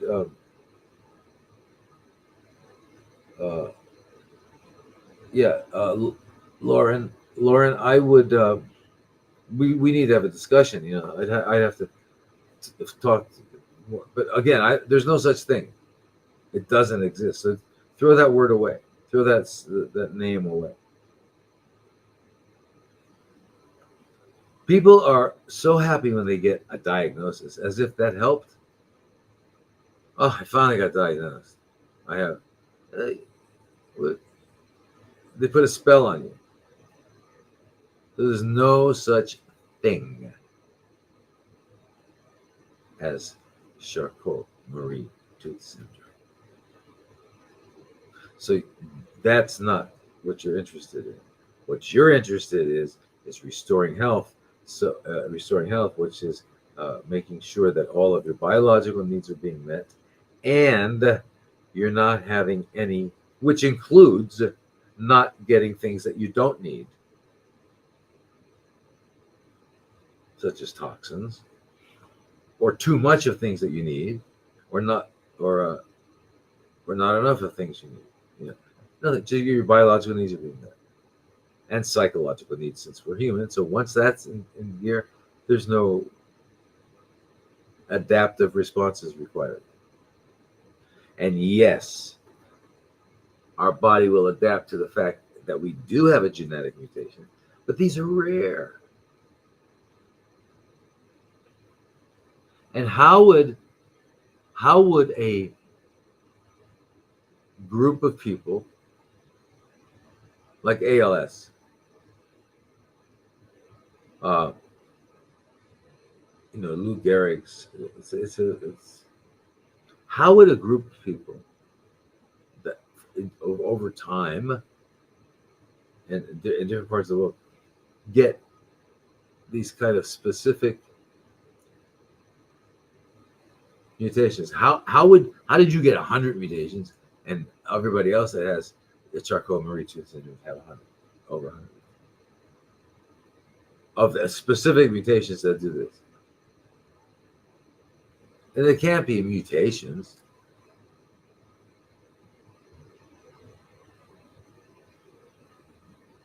You had over 100 mutations, and they're only affecting a small part of your peripheral nerves, and no, it doesn't exist. That's my perspective, Lauren, and you should join the group. You can join the Health and Healing group, and we could chat weekly. So every other week.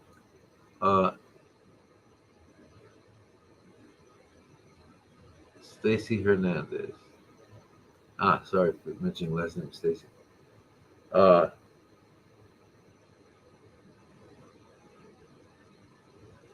have CLL 13 gram.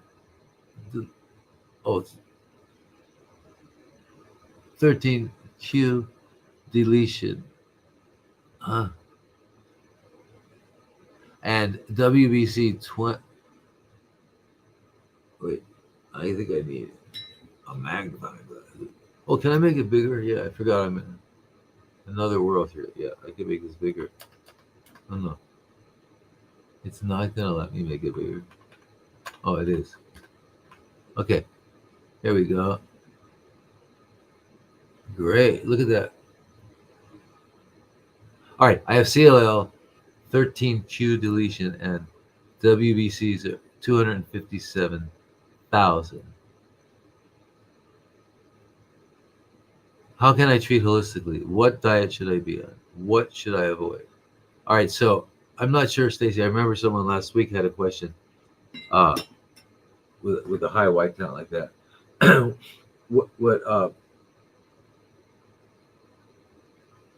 What you need to do, you have to understand, if you have 250,000 white blood cells, that's per, what is it?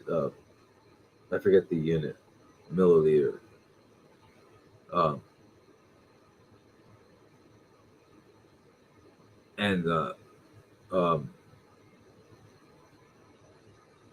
Normal. I mean, in a person who's functioning well, a healthy person, that the number will be anywhere from about 4 to 10. So if you've got 250,000, 257,000, that means, and you understand, I think whatever I was talking to last week, I was mentioning that it's, you've got all these dysfunctional, because these clones are not fun. It's not like you have healthy lymphocytes. They're clones. They're not able to do their job, but they're taking up the space of the other one, the healthy ones that you need, and and remember, that means your bone marrow is just pushing them out. So it's not going to be able to make as many red blood cells, so you'll be anemic. It's not going to be able to make as many platelets, so you could have a bleeding problem. And the white blood cells, if you have 357,000 of this clone of lymphocytes, means all the other white blood cells don't have much of a chance either. So you're in a serious situation like this. So you can do all the diets to maintain it and all that, but I would suggest at this moment that you get IPT, insulin potentiated glucose chemotherapy, just to bring it down, so that you can, because I know you're getting it's the problem is not just the white. All right. So and then you bring it down. Why you're doing that, you'll start a heavy detoxification. You've got to join our group, the CFC group. Okay.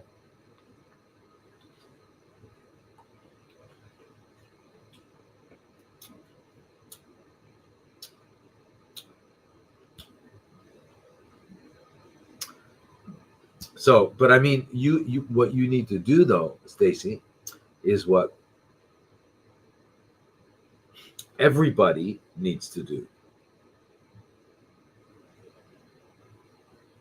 with any particular dysfunction or loss of health, or people who haven't lost their health and they're in great health, but you want to keep it. And it's just like you change the oil in your car 3 to 4 times a year. Health maintenance. Health maintenance is doing that. We need to change the oil in our car. And you do that by cleansing 4 times a year. But you start out with a major one. And in your case, you would do a major one, which is a minimum of 3 weeks. That's not enough, but up to 12 weeks of fresh vegetable juices. Now I have that on I think it's available on the An Oasis of Healing website. I don't know. Celery, cucumber, kale, spinach, lemon, and apples. Make it delicious, but not any sweeter than what for delicious. Right? Make it something you want to drink, not something you have to, right? Because you're going to be drinking it and you can vary it up for quite a while, and you don't want to get bored. But that's where you start, and you get colon hydrotherapy. You do all that. You got to balance you've got to do all the things that we all need to do: balance hormones, balance your autonomic nervous system. Right? That means get more parasympathetic work. And healing the gut begins with the juice cleanse. Restore your biome, clean your colon, get lymphatic work, move around throughout the day, and you also go to sleep early, latest 9:00 p.m. Anyway, then you want to take vitamin C, vitamin A, vitamin D, E, melatonin, and iodine, and then balance your thyroid and balance your adrenals. By doing all of that, and I said melatonin, I hope, by doing all that, you're going to be, whatever's going on. Now, I don't know, leukemias and lymphomas, whatever viruses are, they're not biological. I don't know what they are. They could not have happened. If we accept the definition of what a virus is, it could not have happened. So it could not have happened. So, but whatever they are, they could easily be involved in disturbing in the bone marrow, disturbing and resulting. And I think that those are probably, and now they might be exosomes that have been produced. I have no idea in the lab.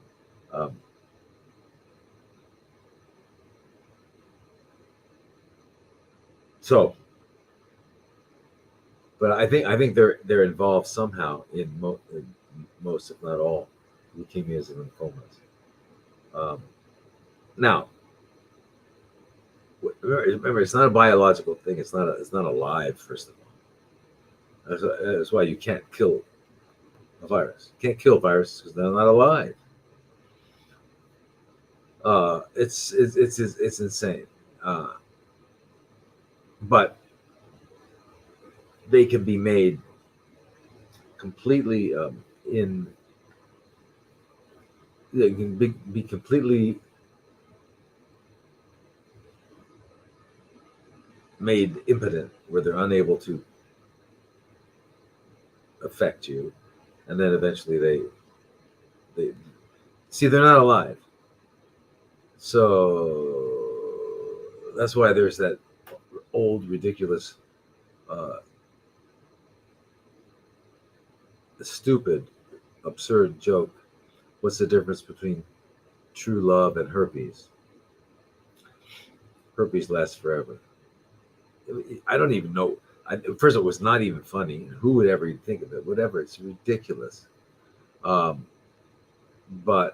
the reason they say that is because herpes, it's a virus. They call it a virus, and the virus is not alive, so you're not going to get rid of it. Anyway, the whole virus thing, I don't think we'll ever understand. But I'm pretty sure it is. So if you go back to HTLV1, that was was that a leukemia or lymphoma? I forgot. Anyway, in Japan. HTLV was human T cell lymphocytic virus into the lymphocytes. 1. And they only called it 1 when they found 2 and 3. And what was it? I think it was I think it was HTLV 2, 3, or 4. I can't remember. 5. That was later called HIV.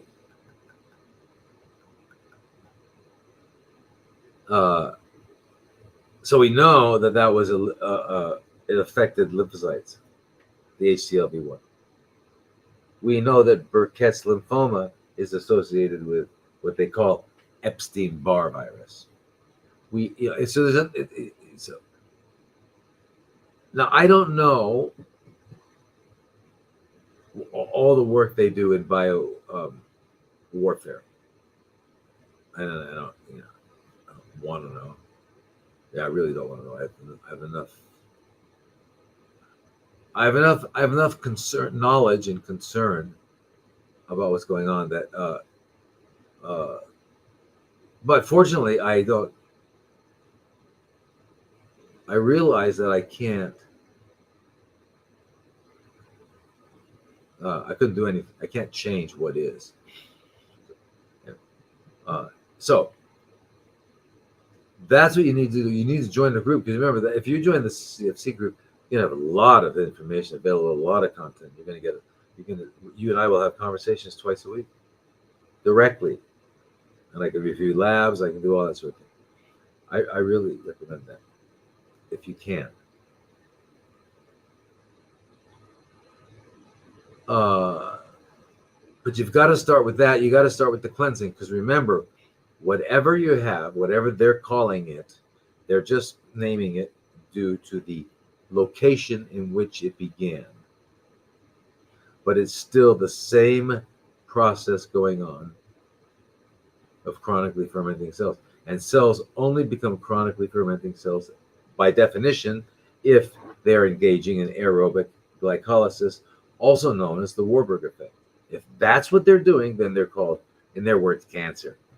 Of wherever, elbow, nose, liver, breast, that has to be doing that.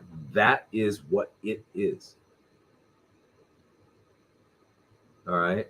Now, how did it get that way? Because its mitochondria were knocked out. How did that happen? Well, a accumulation of chronic toxicity knocked them out.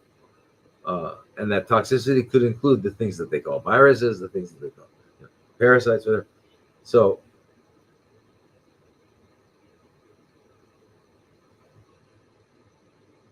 So herpes is contagious. Yeah, herpes is contagious. Well, as far as we know, right? And because it means, yeah. So whatever this thing is, whether it is an engineered exosome that somehow is released into the community, which they can do. Believe me, these guys are very anyway.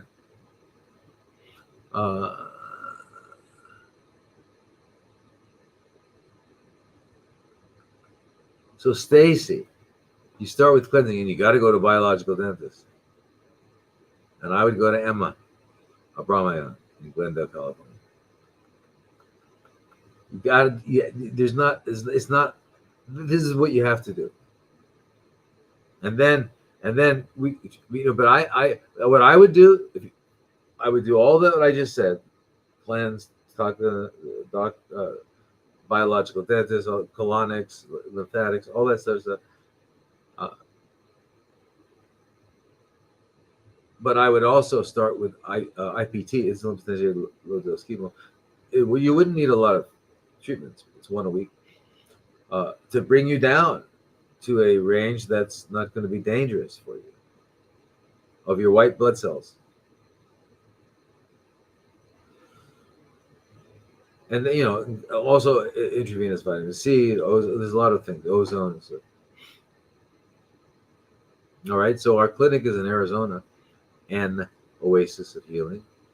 And I should never have been a grammar freak. I should have just called it Oasis of Healing. But so I put in and. So a lot of people don't put that in when they're looking for it. They can't find it. It's an Oasis of Healing in Arizona, and we've been there for 20 years, and we've got to move. We've outgrown it completely, but yeah.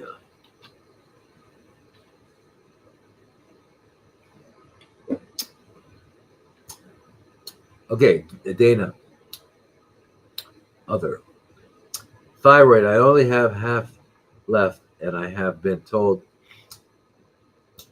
it is completely non-functioning because of all the goiters. Can that be reversed?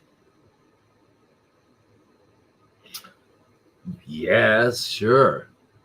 Now, all the other goiters. So that means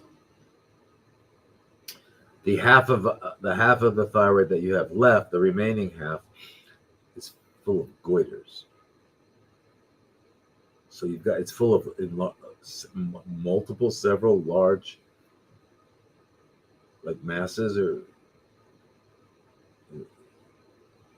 okay. So that's not enough information. This is Dana. This is where we really need. You've got to come on the health and healing group, or parasite. One of them. Because I need to ask you questions, lots of questions.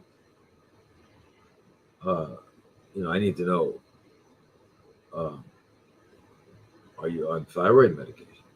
And is that half that's not there was surgically removed? I'm sure they have you on thyroid medication, and they probably have you on Synthroid, which is synthetic T4, which is not what the thyroid makes. It makes a natural T4 and T3. But there's no doubt at all, that you're a deficiency of iodine in the form of iodide, which is what the thyroid needs to make T4 and T3. Because the 4 and the 3 refer to the number of iodides on the tyrosine molecule, which makes up T4 and T3. So, and since our T4 and T3, since all of us who are not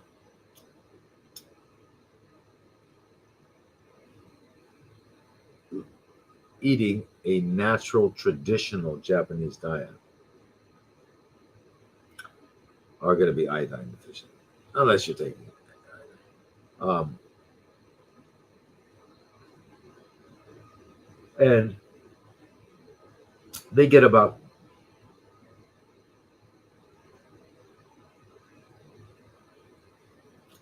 13.8 milligrams a day.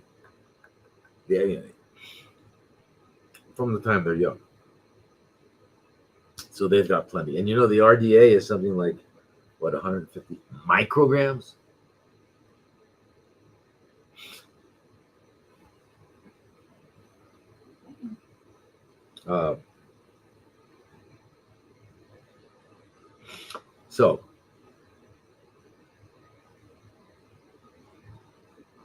So that that's what started it all. When they talk about the goiter belt in the United States, what they're talking about is an area in the middle of the country that is far enough away from both shores, both oceans, the Atlantic and the Pacific and the Atlantic, that it is not getting the iodine from the sea. And iodine, the cycle of iodine is that it comes up from the oceans, that evaporates or whatever, up and it gets into the clouds, and then it's rained down on, and those go as far, 1,000 miles or so, or more. But there's less and less and less until you get to the goiter belt, where they don't. And then when there's no iodine, you cannot make any thyroid, and you get a goiter. What is a goiter? A goiter is a thyroid gland that's been like hammered. Remember I talked about the hypothalamus, pituitary, thyroid axis.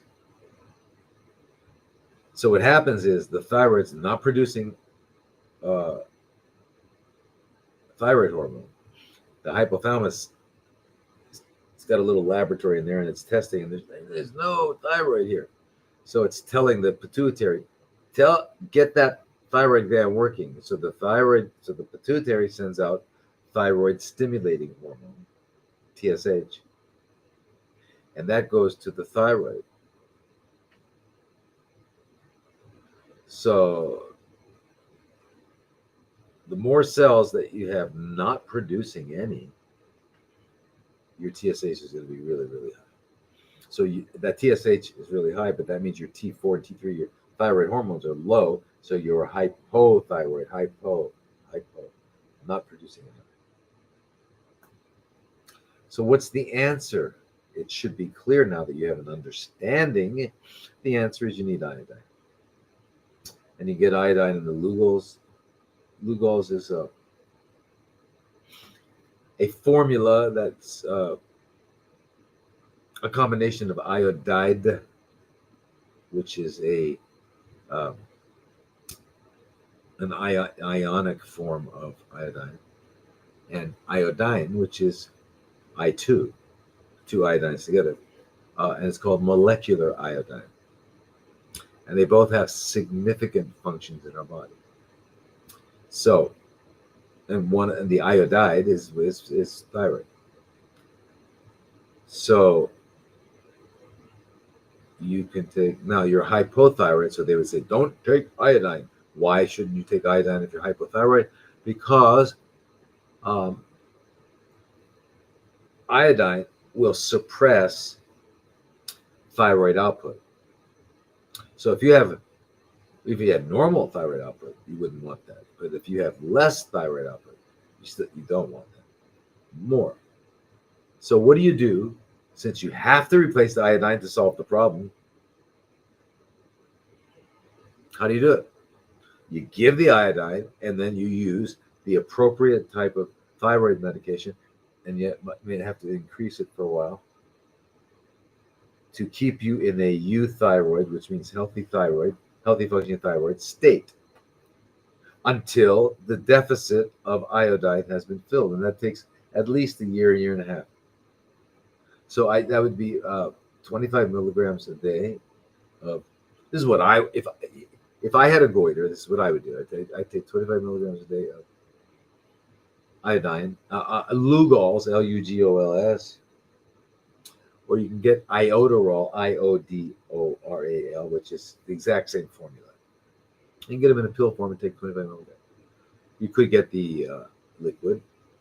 Doesn't taste so good. But the liquid's good. You can get that anyway. Put 2 drops on each breast. On each breast, just very good protection from. It's very good protection for breast CFCs. Okay, so now, where were we? There. Okay. Thyroid, I only have half it left, and I have been told that it is completely non-functioning because I have all the goiters. You see the way they word it? So because you have all the goiters, your thyroid is not functioning. No. Because you don't have you don't have adequate intake and never have of iodine. He develops goiters, because what is goiters? That TSH coming from the pituitary, which is taking its instructions from the hypothalamus. That TSH goes to the thyroid and says, make thyroid. What's happening? So the thyroid gland is freaking out trying to make it. There's no iodine, it can't. So what happens when anything works excessively? It gets bigger. It's called hypertrophy. So you get an enlarged heart. You can get an enlarged thyroid. You can get enlarged liver. You can get them. That's all because it's working too hard. Now, well, I mean, the liver could have metastasis, but I mean, in general, if an organ is overworked, and well, that's what the guys do at the gym. They're going to the gym and overworking their muscles, so they become hypertrophied.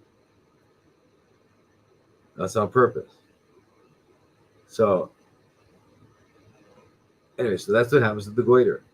I mean, that's how goiters develop. So it's not because of the goiter you don't have iodine function, because you don't have you don't have thyroid functioning. It's because you don't have enough iodine to make it.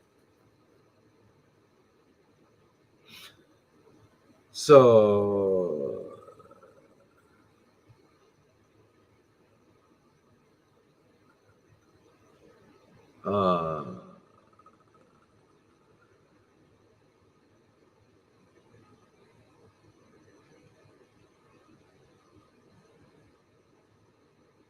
so anyway, you've got to stop seeing endocrinologists or whoever you're seeing.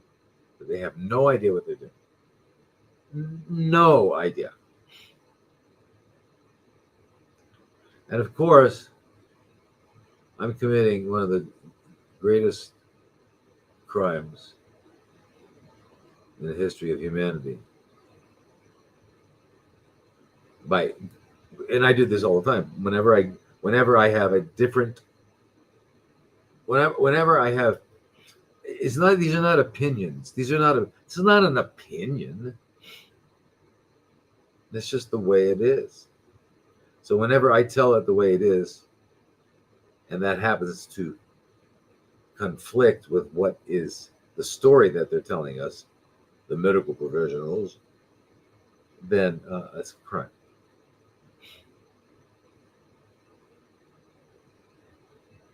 So now you because you have these goiters, you have half left. I don't know what other medications are. I don't know anything. So you got to join the health and healing group. So let's talk about it. This is Daniel. Alternative. How do I enter the Zoom? You mean this? No, it's not a Zoom. The Zoom meetings. Okay, the Zoom meetings. You've got to be a member of one of the groups. There are 3 groups in the inner circle. There's the health and healing group. There's the parasite group, and there's the CFC group. So that's what you do. So go to the website, drlodi.com, drlodi.com, drlodi.com. You go there and you'll find, very easy to find on the front page, the groups, and see which one you want to join. It's appropriate for you. That's how you do it.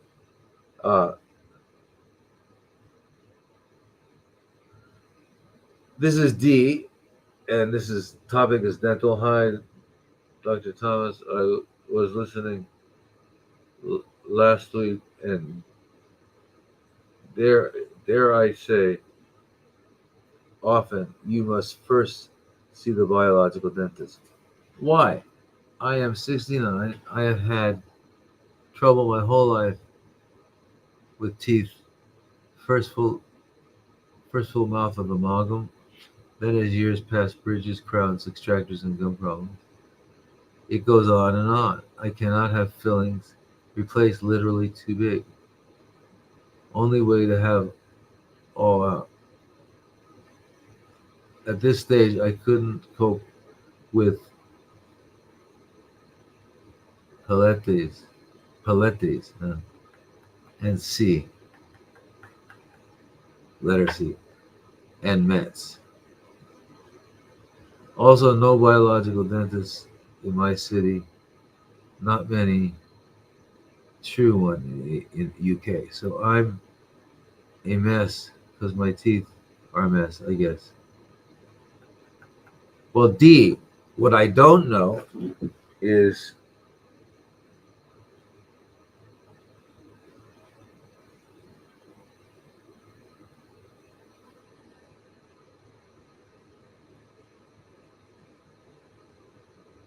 I'm not sure what you meant. You said I couldn't cope with all the Palettes and C.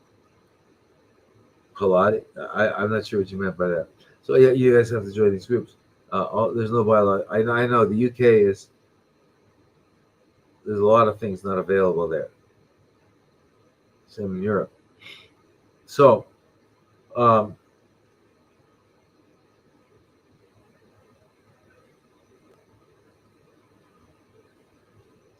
now, whatever other problems, I mean, it sounds like you're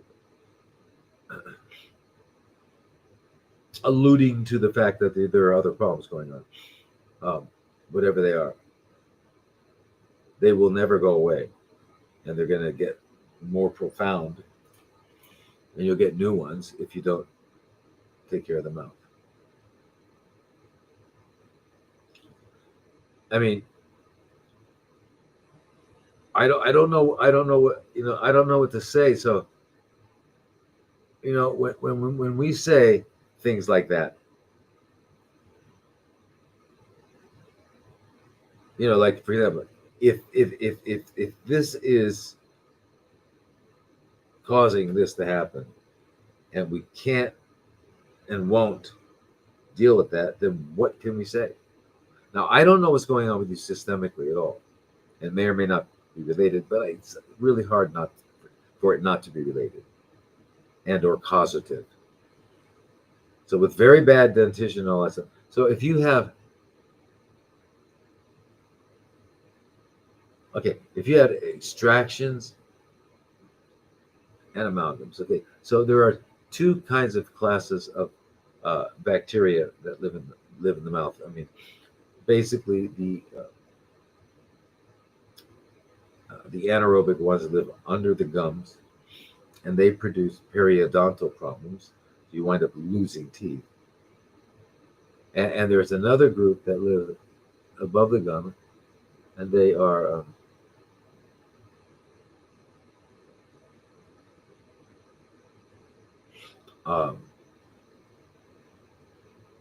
aerobic, but those are the ones that cause what we call cavities. And the cavity in the dentists call caries, where it's a hole in the enamel somewhere. And the microorganisms we have in our mouth and in our gut are there because we're feeding them. So whatever your diet is the diet that feeds these. Because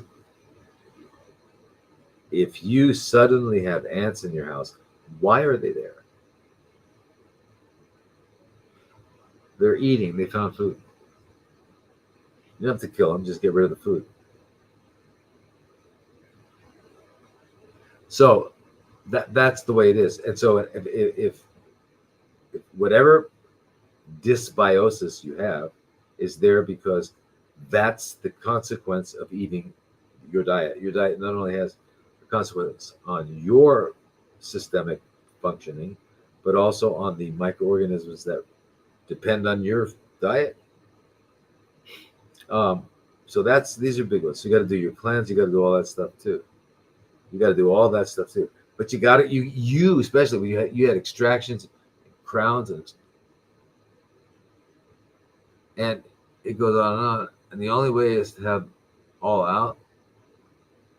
So you cannot be without teeth, edentulous, because that is I think the WHO considers it basically a handicap or whatever the classification. Because literally you can't talk and you can't eat. So, so that's why if you get in a situation where you have to have all your teeth out, then you've got to get some good dentures. You've got to, because otherwise you're assured dementia, number one. And then, I don't know. But so I don't know what's going on in your mouth, but here's the thing. What if you had, I don't know,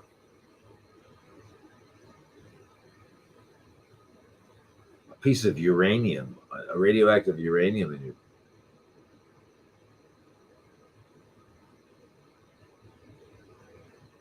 And you had some reason that you couldn't take it out. It's not going to stop the problem from happening. But yeah, you have to go to biological dentists. Because the teeth are in the body, and the teeth can harbor up to, and they have connections to the brain, to the nerves, to the blood. So they're just whatever toxins or stuff, it's just being distributed. I don't know what to say, but you gotta find yourself a biological dentist. And I know money is always a problem. So what you could do is probably fly to the Philippines, to Manila, and see Dr. Ebuin, Ebuen. She is a very good biological dentist. And the reason I'm suggesting her instead of Dr. Emma is because she is the Philippines,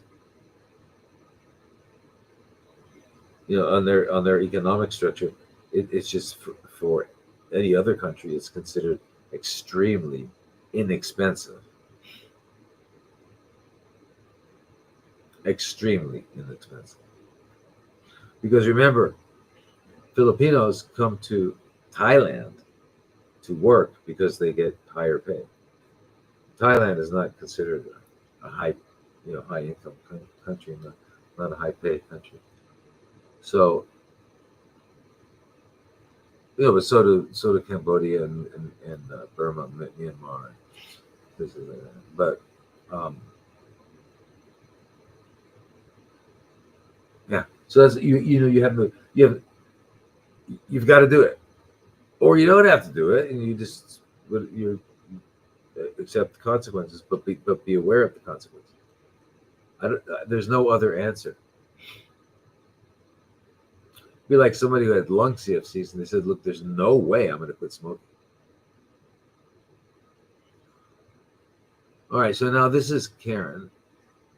Oh, wow, it's 9:41. I got carried away. Wait a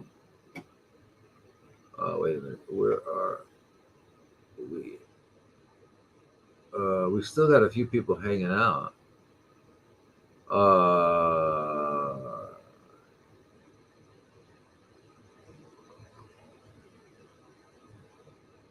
I'm looking at the chat here and I see somebody recommending Dr. Simon Yu. I love the guy. He's a magician, a wizard when it comes to the acupuncture meridian assessment for determining things. However, that's it. The problem is you go to him and he'll give you that very good advice, but he'll give you all kinds of other advice and sell you lots of stuff. So if you can just go and say, I want to know about parasites.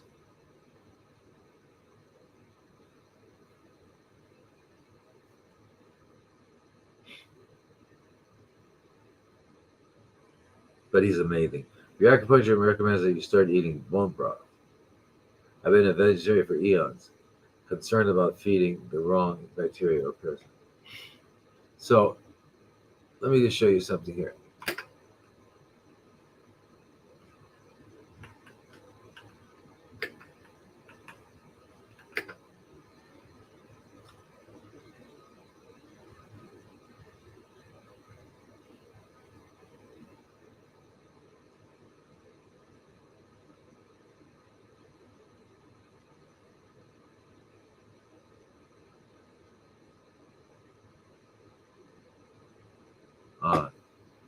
Is this it?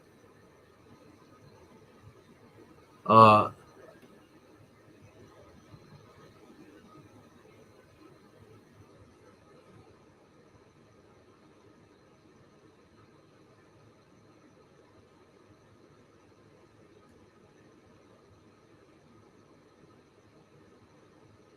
right, so here, yeah, just let me just tell you about you're a vegetarian. You're a vegetarian, so let me just tell you that because I had this comes up with a lot of alternative practitioners like acupuncturists and even naturopaths are push this and yeah. So first of all, bone broth has arginine, glutamate, hydroxyproline, proline, alanine, and glycine. These are amino acids that we need to have. And it is not rich in minerals when made with just bones. But it has the protein and amino acids. Okay, so that your body needs to make collagen. Now, let me just. I wish we were on Zoom because I could share this with you. But anyway, so the fatty acid composition of bone marrow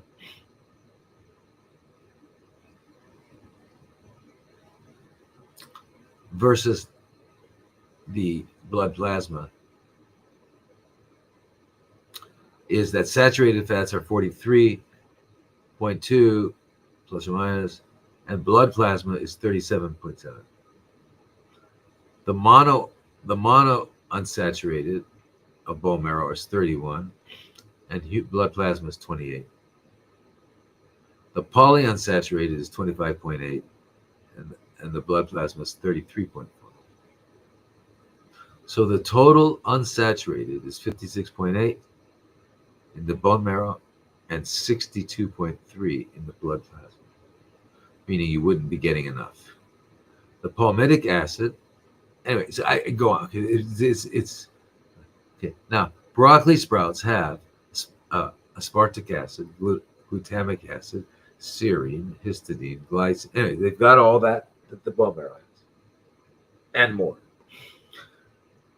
And chia seeds have 18 amino acids. All of the 9 essential amino acids, meaning we must eat them so that we can make the rest of our amino acids. And it's got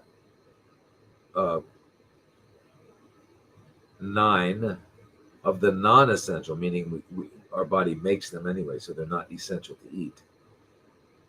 All but 2 of the non-essential, but it's got all, and there are so there's nothing you're going to get in bone broth that you're not going to get. So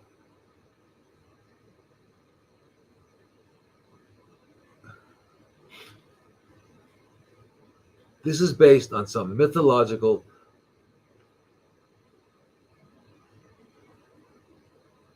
idea that we sat around chewing on bones or making bone soup. I don't know. I'm not sure what it's made of. Anyway, you can get everything you can get. Look up all the details of what's in bone broth and then see what you need to. Anyway.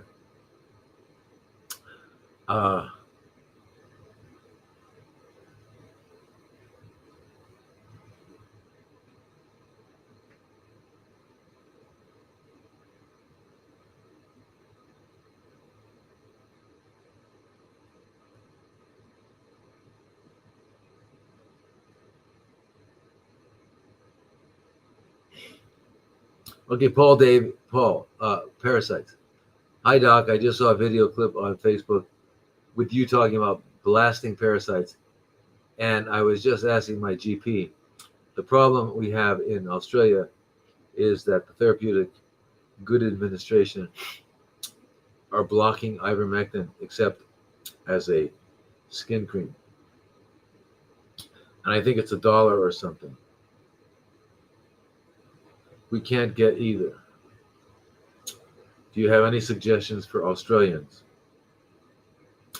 on how to get around the therapeutic good administration? Well, my advice to Australians is to leave Australia, but you're not going to do that. That's also my advice to Americans, Canadians, UK. But anyway, you're not going to do that, so you should. I mean, it would be not you should.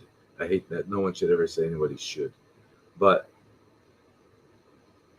it is, and I'm afraid what what happened during the great hoax of 2020, Australia. If it was anyway.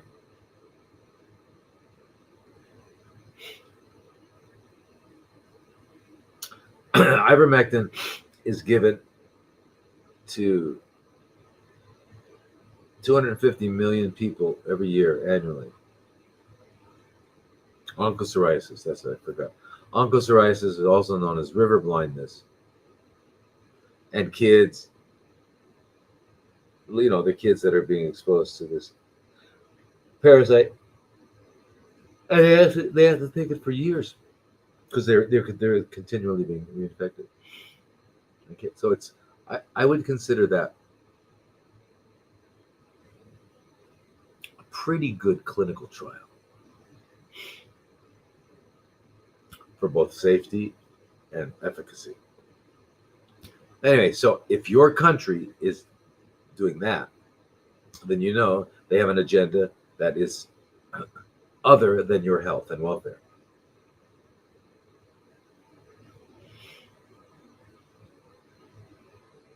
So if that's where you want to stay, then you have to realize that. So how do we get it into Australia? Well, I don't know. I've got some people in our group. I think you should join the Parasite group.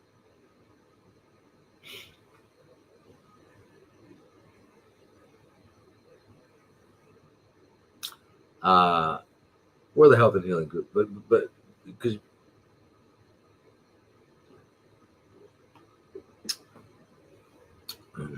if your concern is specifically about parasites, I was joining the Parasite group, and you're going to find that we have Australians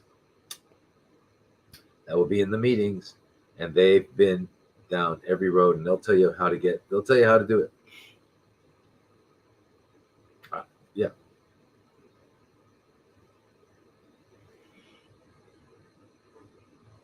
But another way is you just go somewhere, leave, and go to a place where you can buy it, like Thailand, over the counter.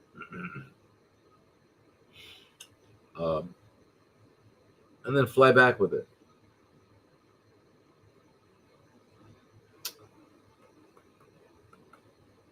Or, I don't know, there must be other ways of getting it in. I'm sure there are. In fact, one of the ladies in our group is pretty well aware of, doctors, holistic dentists, where to get supplements, how to get them in the country. She's pretty much aware. So I would join the group, not for me, but for her.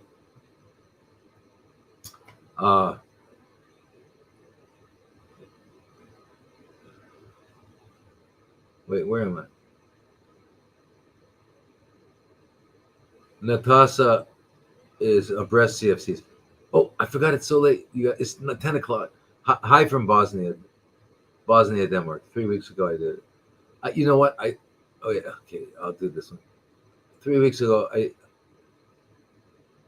DGBC. Hi from 3 weeks ago, DGBC. I think diagnosis, breast CFCs, 2 centimeters with a small satellite.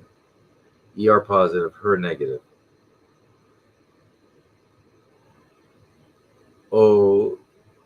Started by my own 0.5 milligrams per kilogram. Ivermectin 222 milligrams. No. 0.5 milligrams per kilogram of ivermectin. 222 milligrams of fenbendazole plus 6 drops of 1% methylene blue. Plus change of diet. They wanted to operate me, but since I was complaining on my back pain, had accident. In conclusion, because of my context meta in the bone diffuse edema inside of one vertebra. The context meta in the bone diffuse edema in one vertebra doesn't make any sense. With osteolysis and microfracture. I am sure that it is not meta. All other organs not active on PET now. I am waiting for bone biopsy. You don't need to get a bone. There's nothing else it could be, I promise you. And remember, biopsies make things spread. You don't need a biopsy. Jesus. All right. You had a 2-centimeter mass that they either took out, which they should have. I mean, if you're going to do a biopsy, do an excisional biopsy instead of. But you don't even need a biopsy. Anyway, you do what you need to do anyway. What you need to do is you need to clean out your body first. The same things. This is everybody's saying. You got to go to a biological dentist who is real. You've got to do a thorough cleanse, the minimum 3 weeks up to 12, 16 weeks. Juice cleanse. And you need to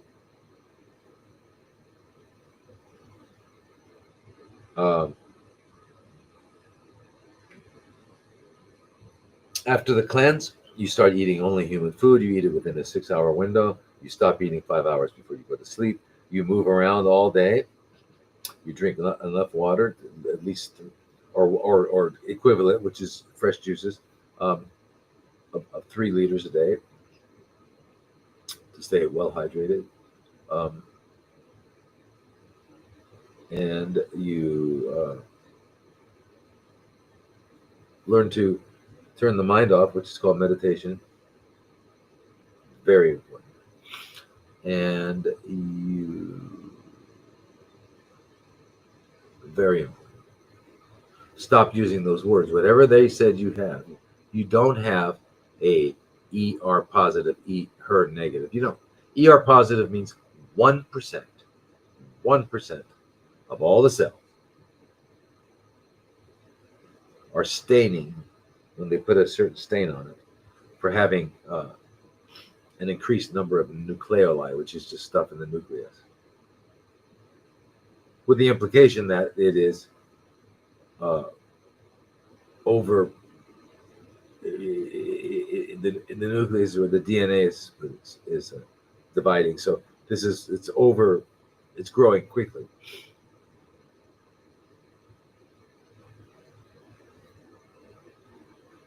%.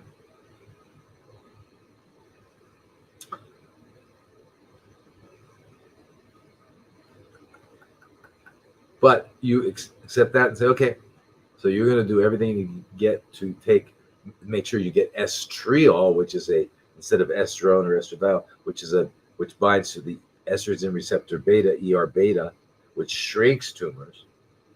And so does soy in all of its forms, and flax seeds. There are other things, but there's a big one. Anyway, this is how you should deal with it. And you don't need a biopsy in the bone. For what? I'm sure they've already told you that since you've got this mass and it's ER positive. We've got to do whatever they want to do. If they want to do surgery, I'm sure they want to do surgery, chemo, and or radiation. And radiation.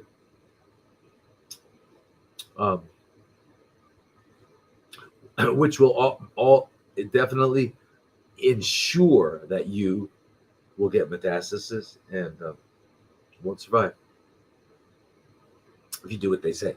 What they need to start doing, these guys, is instead of saying, if you don't do what I'm saying, you're gonna die, or in 5 months, or what they should start saying is that if you do what I say, you're gonna die in 5 months.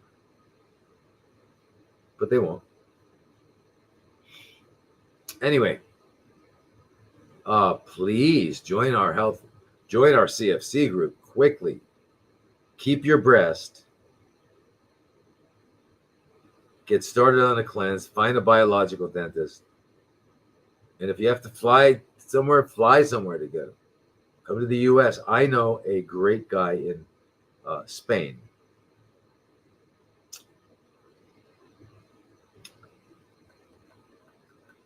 So his name is, how do I find it? Oh, this is not charged. Um, join the group. Join the group.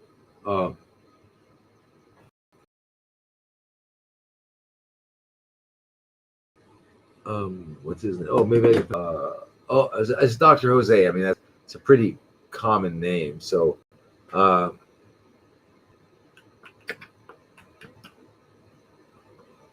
I don't know how to connect you with him. He's in Spain. I can't give his phone number out, but he's an excellent guy. So I would go see him. Dr. Jose, I'm gonna have to get more information for you because that's really not enough of information, right? He's in Spain. His name is Jose, Dr. Jose. That's like saying, he's in the United States and it's Dr. Smith. Oh, okay. So anyway, I apologize for that, and I wonder if I could. You got to join the CFC group, okay? Right away, Jose. I don't know how to connect like in this broad public platform, but I could in the groups. So anyway, I just can't do that without his permission. I'll ask him if I can. I'll ask him. I'll ask him. Yeah, maybe he'll say sure. Okay, that'd be great. I'll ask him, and I'll report back next Sunday.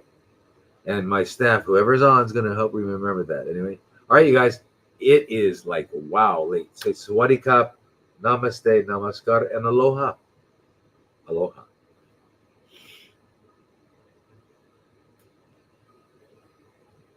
Where are we? There we are.